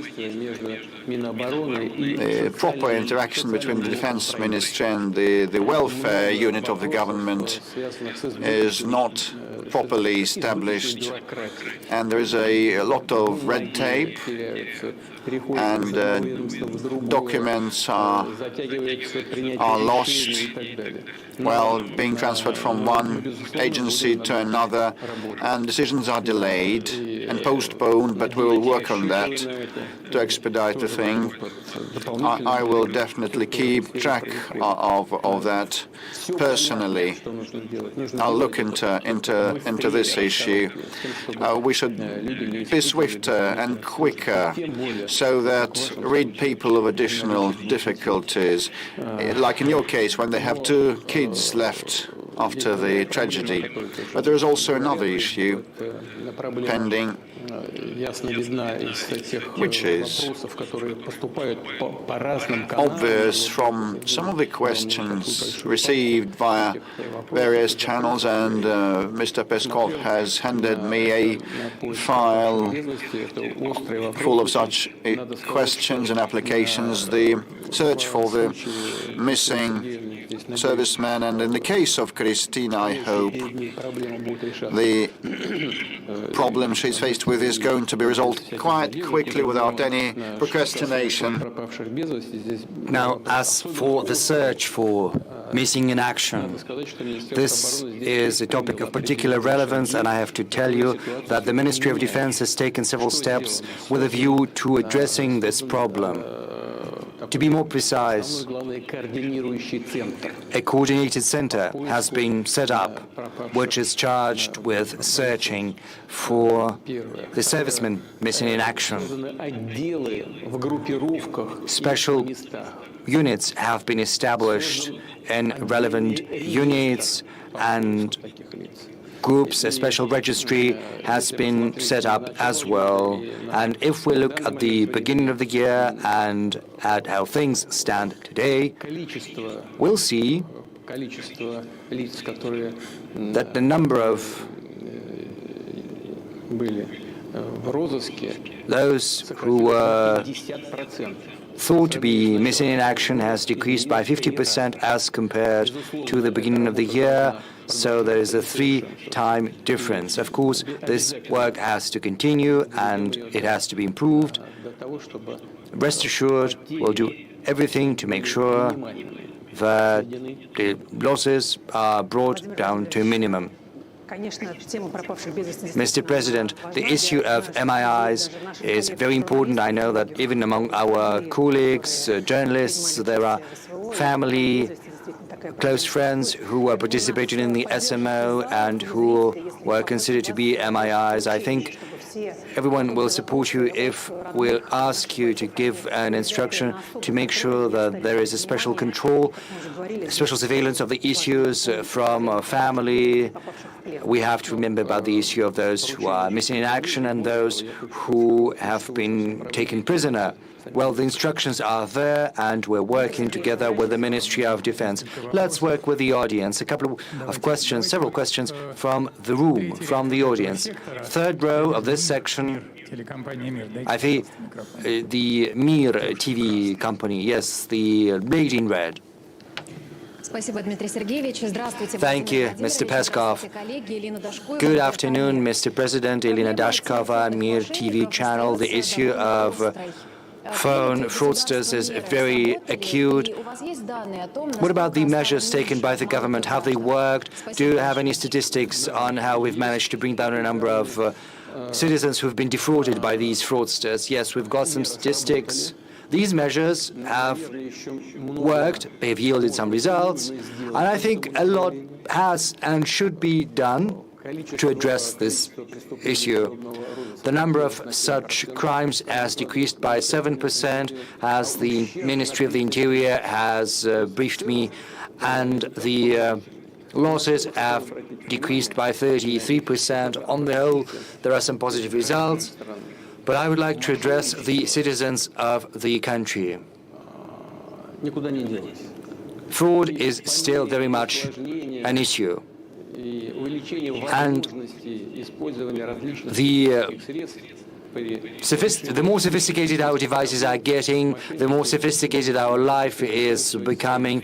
Fraudsters are becoming increasingly sophisticated in their turn in the ways they use to defraud the citizens and to swindle them and take their money. So whoever talks to you, whoever is calling you, and given the AI capabilities, if someone starts talking to you about money, about property, just put down the phone.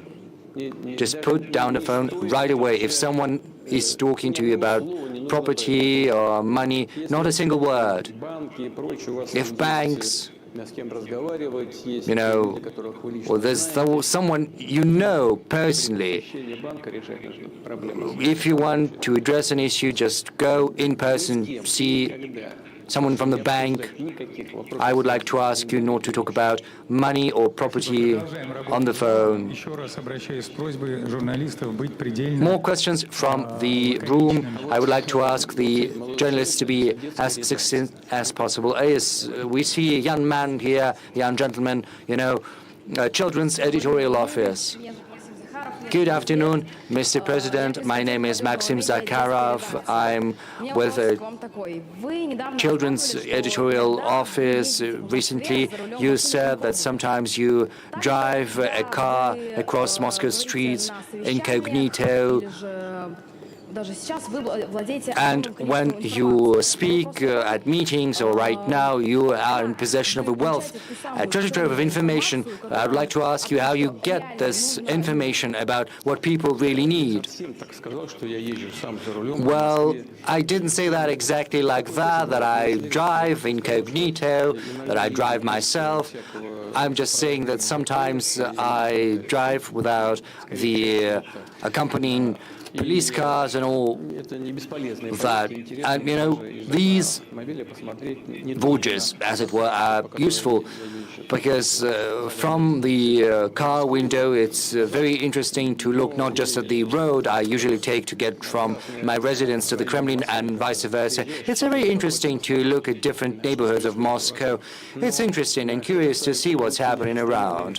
As far as verified information I get is concerned, I think the most important thing that provides me with that information, well, this is an event like this. Just imagine 2.5 million people have sent their messages and questions to the direct line. Of course, it's impossible to cover all of that and process all of that in the course of these several hours we've got. But, 2.5 million messages They're about issues that people hold dear to their heart. This will be processed by AI for a year.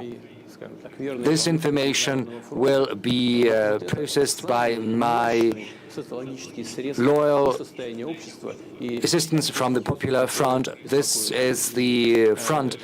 This is the source of information about what people really need and what they're interested in. And of course, I get information from special services as well as from law enforcement agencies. And I'm trying to use that information not just in an aggregate form to personalize, but also I'd like to see the original documents, and I'd like to meet people, personally talk to them when I have work and visits across the country. It's very important to talk directly to people because it gives a lease of fresh life to what we're doing. You see the needs of the people, and of course, polls by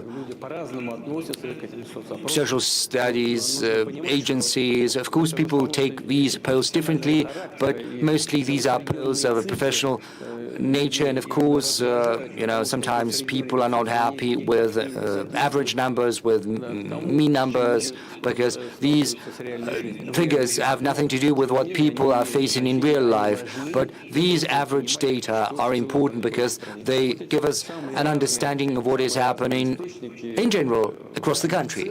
So this is a variety of sources which provide me with a fairly objective picture of what is happening in the country. A couple of more questions from the audience. Yakutia, yes, please.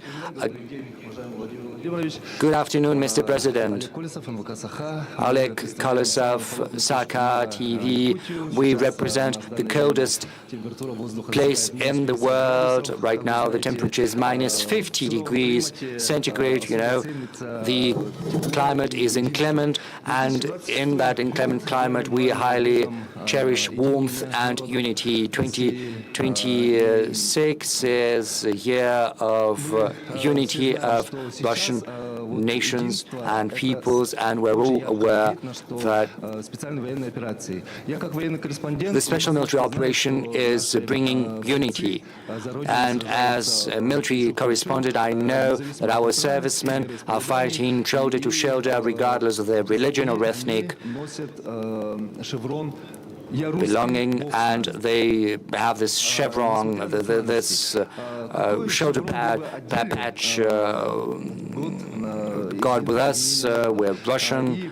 So what kind of patch would you choose for this year of unity? And next year we are opening a unique center of epos and arts, and also an arts school that is being built at your instruction. We'd like to take this opportunity to invite you. Yakutia is also known for its cinema, and right now a film is being made about a hero of Russia. So we will look forward to getting your support for this movie, as well as for both for making the movie and also what kind of measures will be taken to support different Russian peoples and nations. We pursue a deliberate policy of supporting different languages and cultures and arts of different peoples living in the Russian Federation. We're doing that via school, via media, via literature. You've mentioned several avenues in Yakutia, and the people of Yakutia are very talented. It's no coincidence that a music school is being built there. I was once visited that, and it's developing. Young people, young children from all across different settlements and towns and cities get together, and they engage in creativity. Cinematography has taken off in Yakutia as well. Yakutia is developing very fast. Moreover, Yakutia is also providing us with servicemen which are unparalleled across the world, I suppose. And you've mentioned this film, this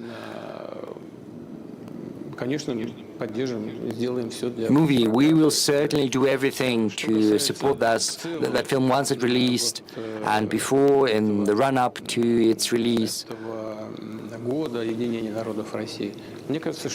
And as far as this year of unity of Russian peoples is concerned, I think this is the right thing to do, especially amid the special military operation, because when a country is faced with such trials and tribulations, it rallies together. And as you aptly mentioned, people, when they are under fire, don't care what religion they profess, what ethnic group they belong to. There is a joke in such situations, if there is a God, and I do not doubt there is a God. But, people are divided in different churches, but that may be very well may be so, but we all share common values, all peoples of the Russian Federation. And in the course of the special military operation, that is something that is getting increasingly to the forefront. We can see that. It's apparent and evident. We see that very well. I just remembered, we have just spoken the reports on the taking of the city of Seversk. You remember I had a commander of one of the brigades in my office during that report. Once the reports were over, the video link was shut down, and I started to talk about the zone he was responsible for at the front line. We spoke about some daily matters, and all of a sudden he tells me, I don't feel comfortable because I'm here, whereas my comrade, head of the very same brigade that is fighting shoulder to shoulder, he is back there at the front line. You and I, we're talking about addressing some daily needs, whereas he is fighting, but he's just as good as I am. And I tell him, who is he? And he said, he's from Dagestan. He's from a small ethnic group in Dagestan. He's a genuine warrior, a Russian patriot, as well as a brilliant commander. And I said, it's impossible for everyone to be here. You are here because that the commander of the group of armies has decided, but someone needs to stay at the front line. But I say, let's try to give him a call. I took up the phone, and via military connection, we managed to find that second commander of the brigade he had spoken about. He was at the command point on site. We spoke, and then I passed the phone to the commander of the brigade, who was with me in the office. And what's interesting? Among men, there's this call, when they call one another. But, when real officer says that, it's really something special. He says, "Hi, brother." Yes, men do call that one another, but, when real military commanders say that, this is testimony to the unity of the peoples, nations of the Russian Federation, who will do everything in our power to strengthen this process and to push it forward. Thank you. Another question from the audience before we get back to our moderators. First row, the blue jacket. Yes, please. Introduce yourself.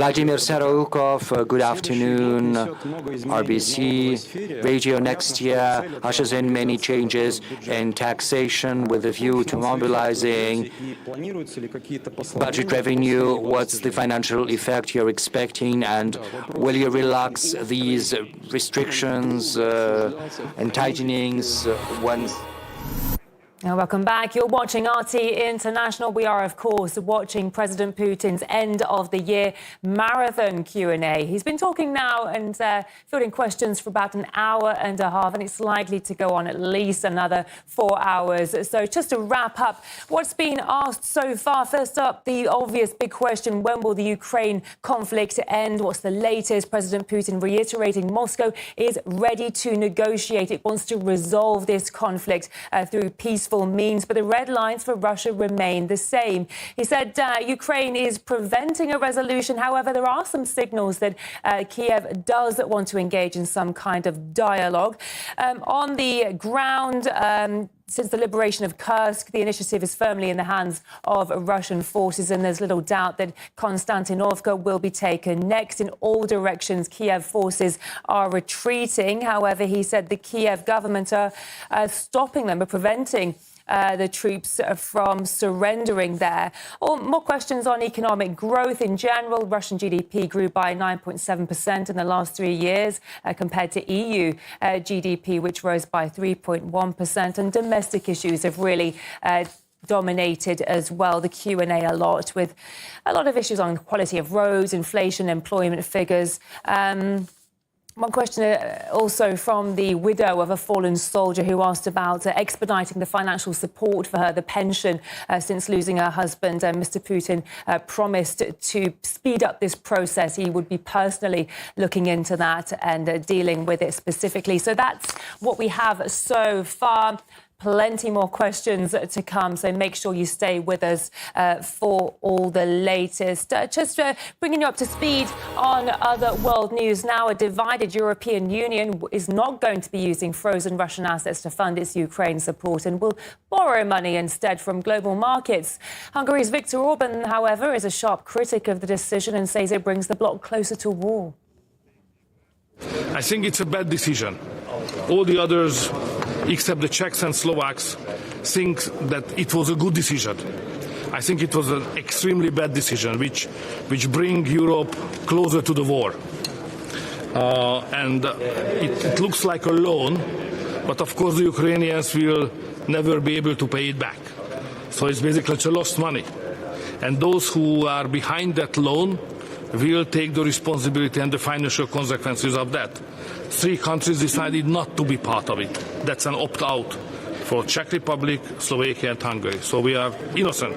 The negotiations, they moved through the entire night, and only at 3 a.m. in Brussels were EU leaders able to come to a conclusion in terms of what they're going to do with the funding for Ukraine. So let's go through some of the details. Firstly, the EU didn't agree to directly seize the frozen Russian assets. They've agreed to borrow money from financial markets. That's 90 billion euros that will be directly channeled towards Ukraine.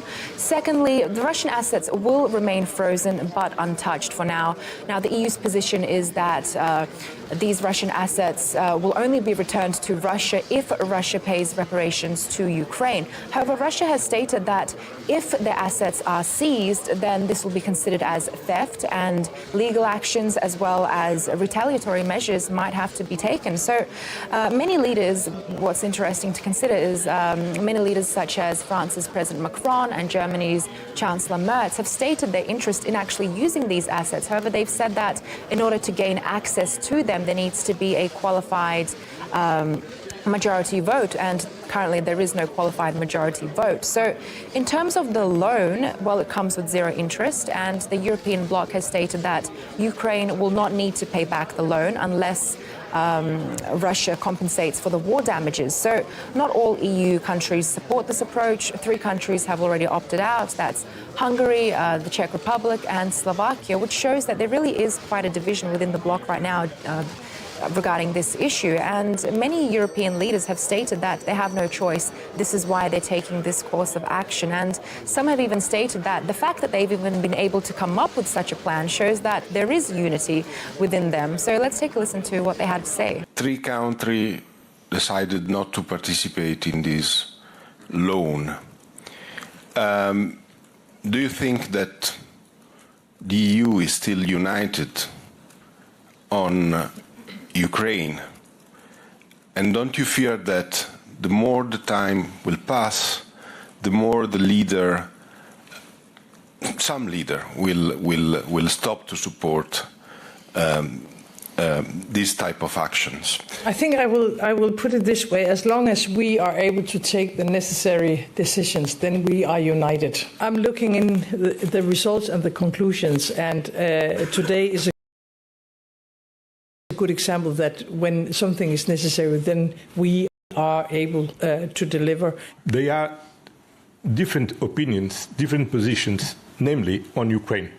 But what is important, in spite of this diversity of positions, we reach to take the decisions when we need to take the decisions. Now, the 90 billion euros are meant to cover Ukraine's financial and military budget for the next 2 years. However, EU leaders say that support will not stop there. Ursula von der Leyen said that the support will go beyond 2027. However, discussions regarding this will be held later. And EU leaders have basically said that all of this is happening because Russia is deemed as an imminent threat to Europe. Let's take a listen to what the Danish Prime Minister had to say. Europe is facing the greatest challenges since the end of the Second World War.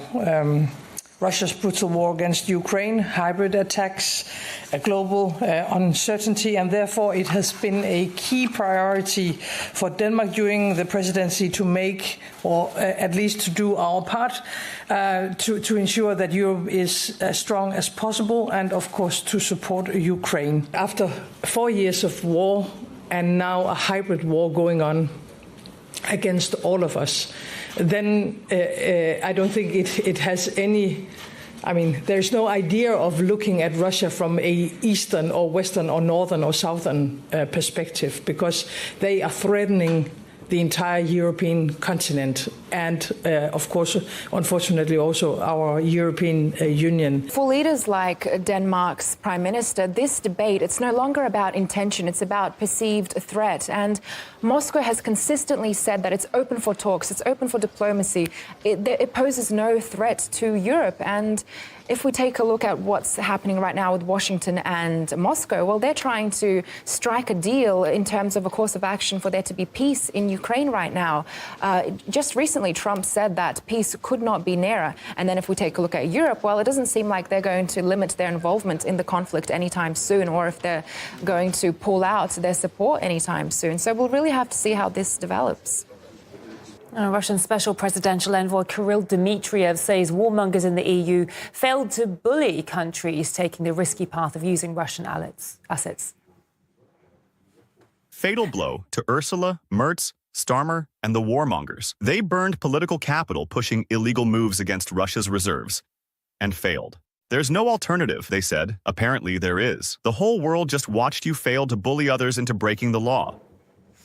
Although the Russian assets won't be used, Ursula von der Leyen claims the EU has the right to use cash balances from them to finance a Kiev loan. We spoke with economist Jack Rasmus, who says Europe needs the war to justify its rising debt. Europe is trying to raise debt in order to do two things. One is to continue funding Ukraine, because the U.S. is going to pull out in the next 6 months funding Ukraine. So if Europe wants the war, and it does, to continue, it needs to raise money to finance that war. Europe wants the war to continue because Europe needs the war in order to justify raising huge amounts of debt to remilitarize its economy. That's what's going on now with stealing Russian assets and so forth. The Russian assets are a kind of interim 2 to 3 year bridge until the Europeans can get their own fiscal system going and bond system going that would allow them to remilitarize, build their own military-industrial complex, because the U.S. has been giving them that umbrella for 70 years. That's over. They've got to remilitarize themselves. They've got to get the money somewhere. The only way they can get it is to raise bonds and debt, because their real economy is in such a funk. It's not growing for 15 years, the European economy. They can't fund their remilitarization out of economic growth. They got to raise debt. And as EU leaders scrambled to put together Ukraine funding, farmers in Brussels were out in force on Thursday to protest a planned free trade deal. Heavy machinery was used to block roads and piles of car tyres were set ablaze. Police used water cannon against the demonstrators as they marched towards the European Commission building. Some 7,000 farmers joined the rally in the Belgian capital, saying the deal endangers their livelihoods. And Vladimir Zelensky, who was also in Brussels for that meeting, admitted he's always known the US establishment doesn't want to see Ukraine join NATO. And in a peculiar aside, he added that that position might shift eventually as political leaders depart the stage. The policy is consistent, to be honest. In the United States of America, it does not change regarding Ukraine's membership in NATO. They don't see us there for now, but this is now. Maybe in the future, the position will change. Maybe someone will realize that a strong Ukrainian army strengthens NATO, not the other way around. So this is a matter of policy. The world is changing. Someone lives, someone dies. That's life. Well, a former Greek ambassador to multiple nations, Leonidas Chrysanthopoulos, says the EU's obsession over using frozen Russian assets is undermining any momentum for peace. These talks should actually not be happening now. I mean, the moment that there is a big discussion taking place between the US and Russia to find a peaceful solution for the Ukraine, this discussion that's taking place now for these assets is actually undermining these discussions that are being held between the US and Russia. That's one thing. The other thing is, I believe that Germany is behind this whole story. I mean, von der Leyen was a former Minister of Defense of Germany. She's in very close cooperation with Berlin.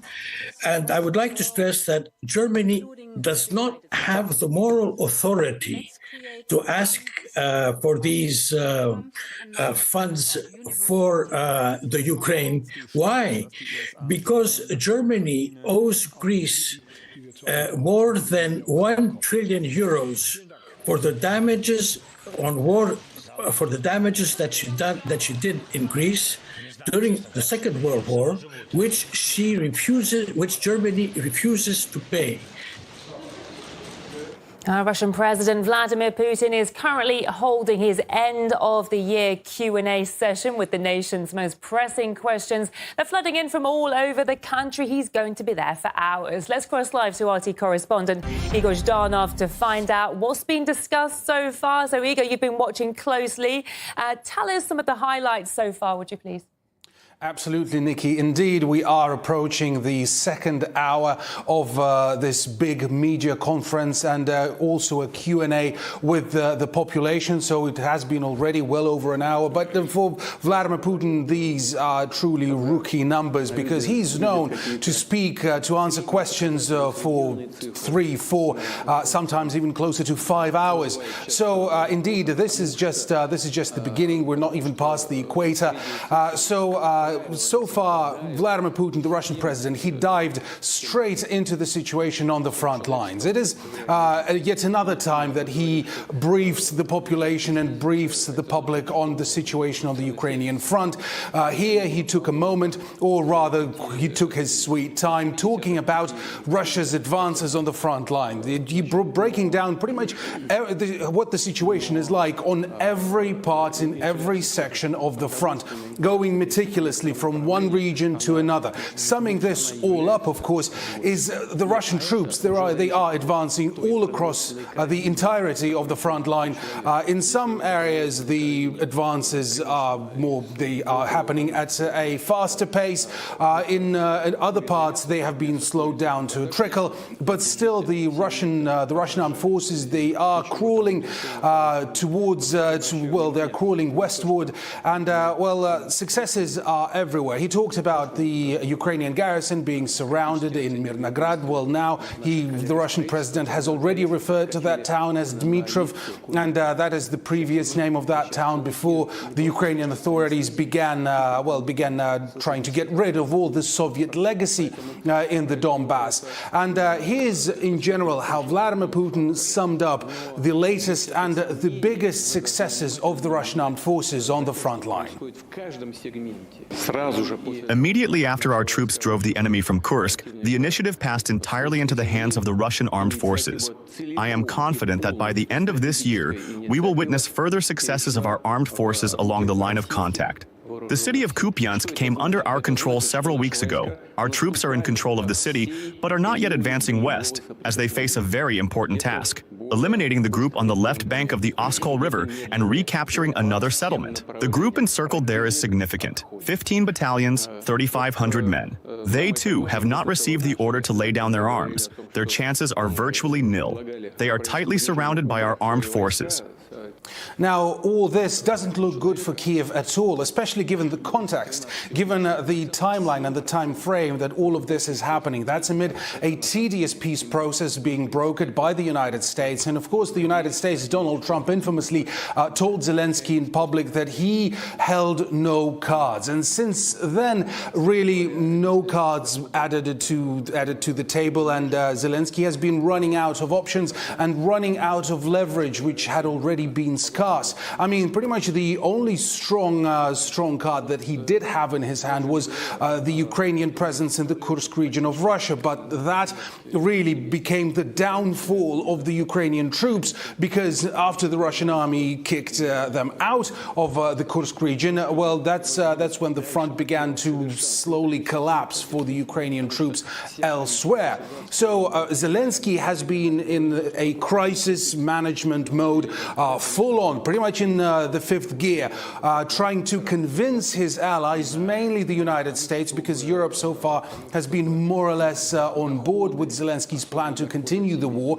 But Zelensky has been trying to convince the United States that Ukraine is still in this fight, that they can still achieve victory, or at least something that can be sold as victory. So Zelensky, he did a bit of a stunt when he published a video of him standing, claiming that he was standing on the outskirts of the city of Kupiansk. That's another cauldron, that's where another cauldron was created by the Russian armed forces. And Zelensky, he would try to portray it as if he was there on the very outskirts, it means that the city was at least partially back under the Ukrainian control. Now, two things went wrong for Zelensky there.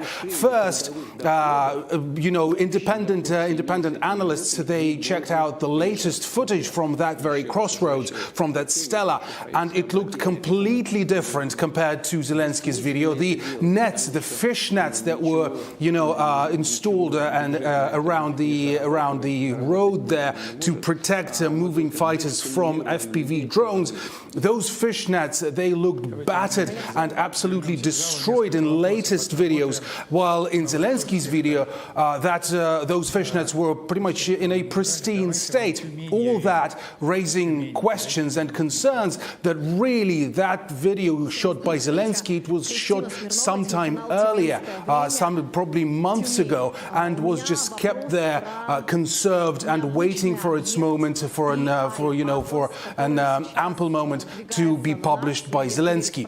And Vladimir Putin, addressing a question about that very video of Zelensky, he said that, well, Zelensky, no irony, is a talented actor, and this stunt is very much in his character.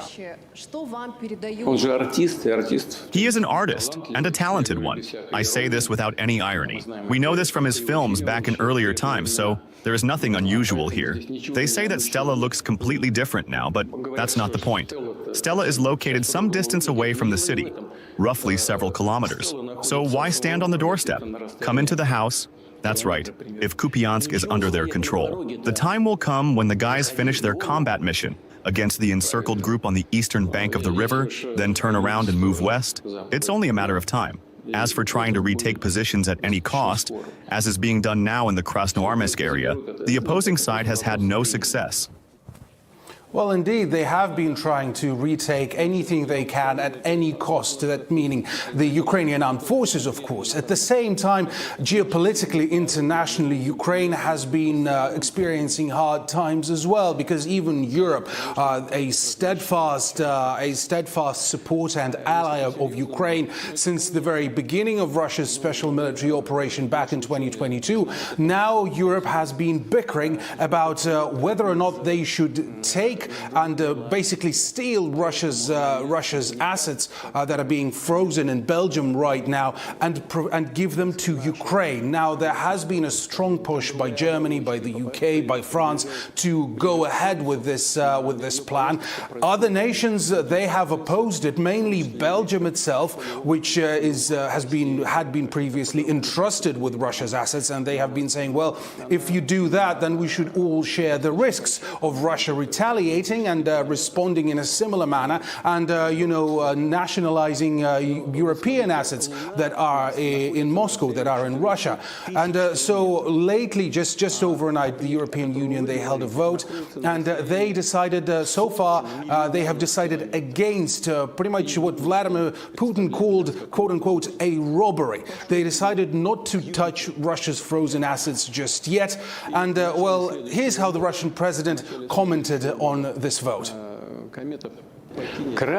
Theft is the covert act of stealing, and this is robbery. But why isn't this robbery being carried out? Because the consequences for the robbers could be severe.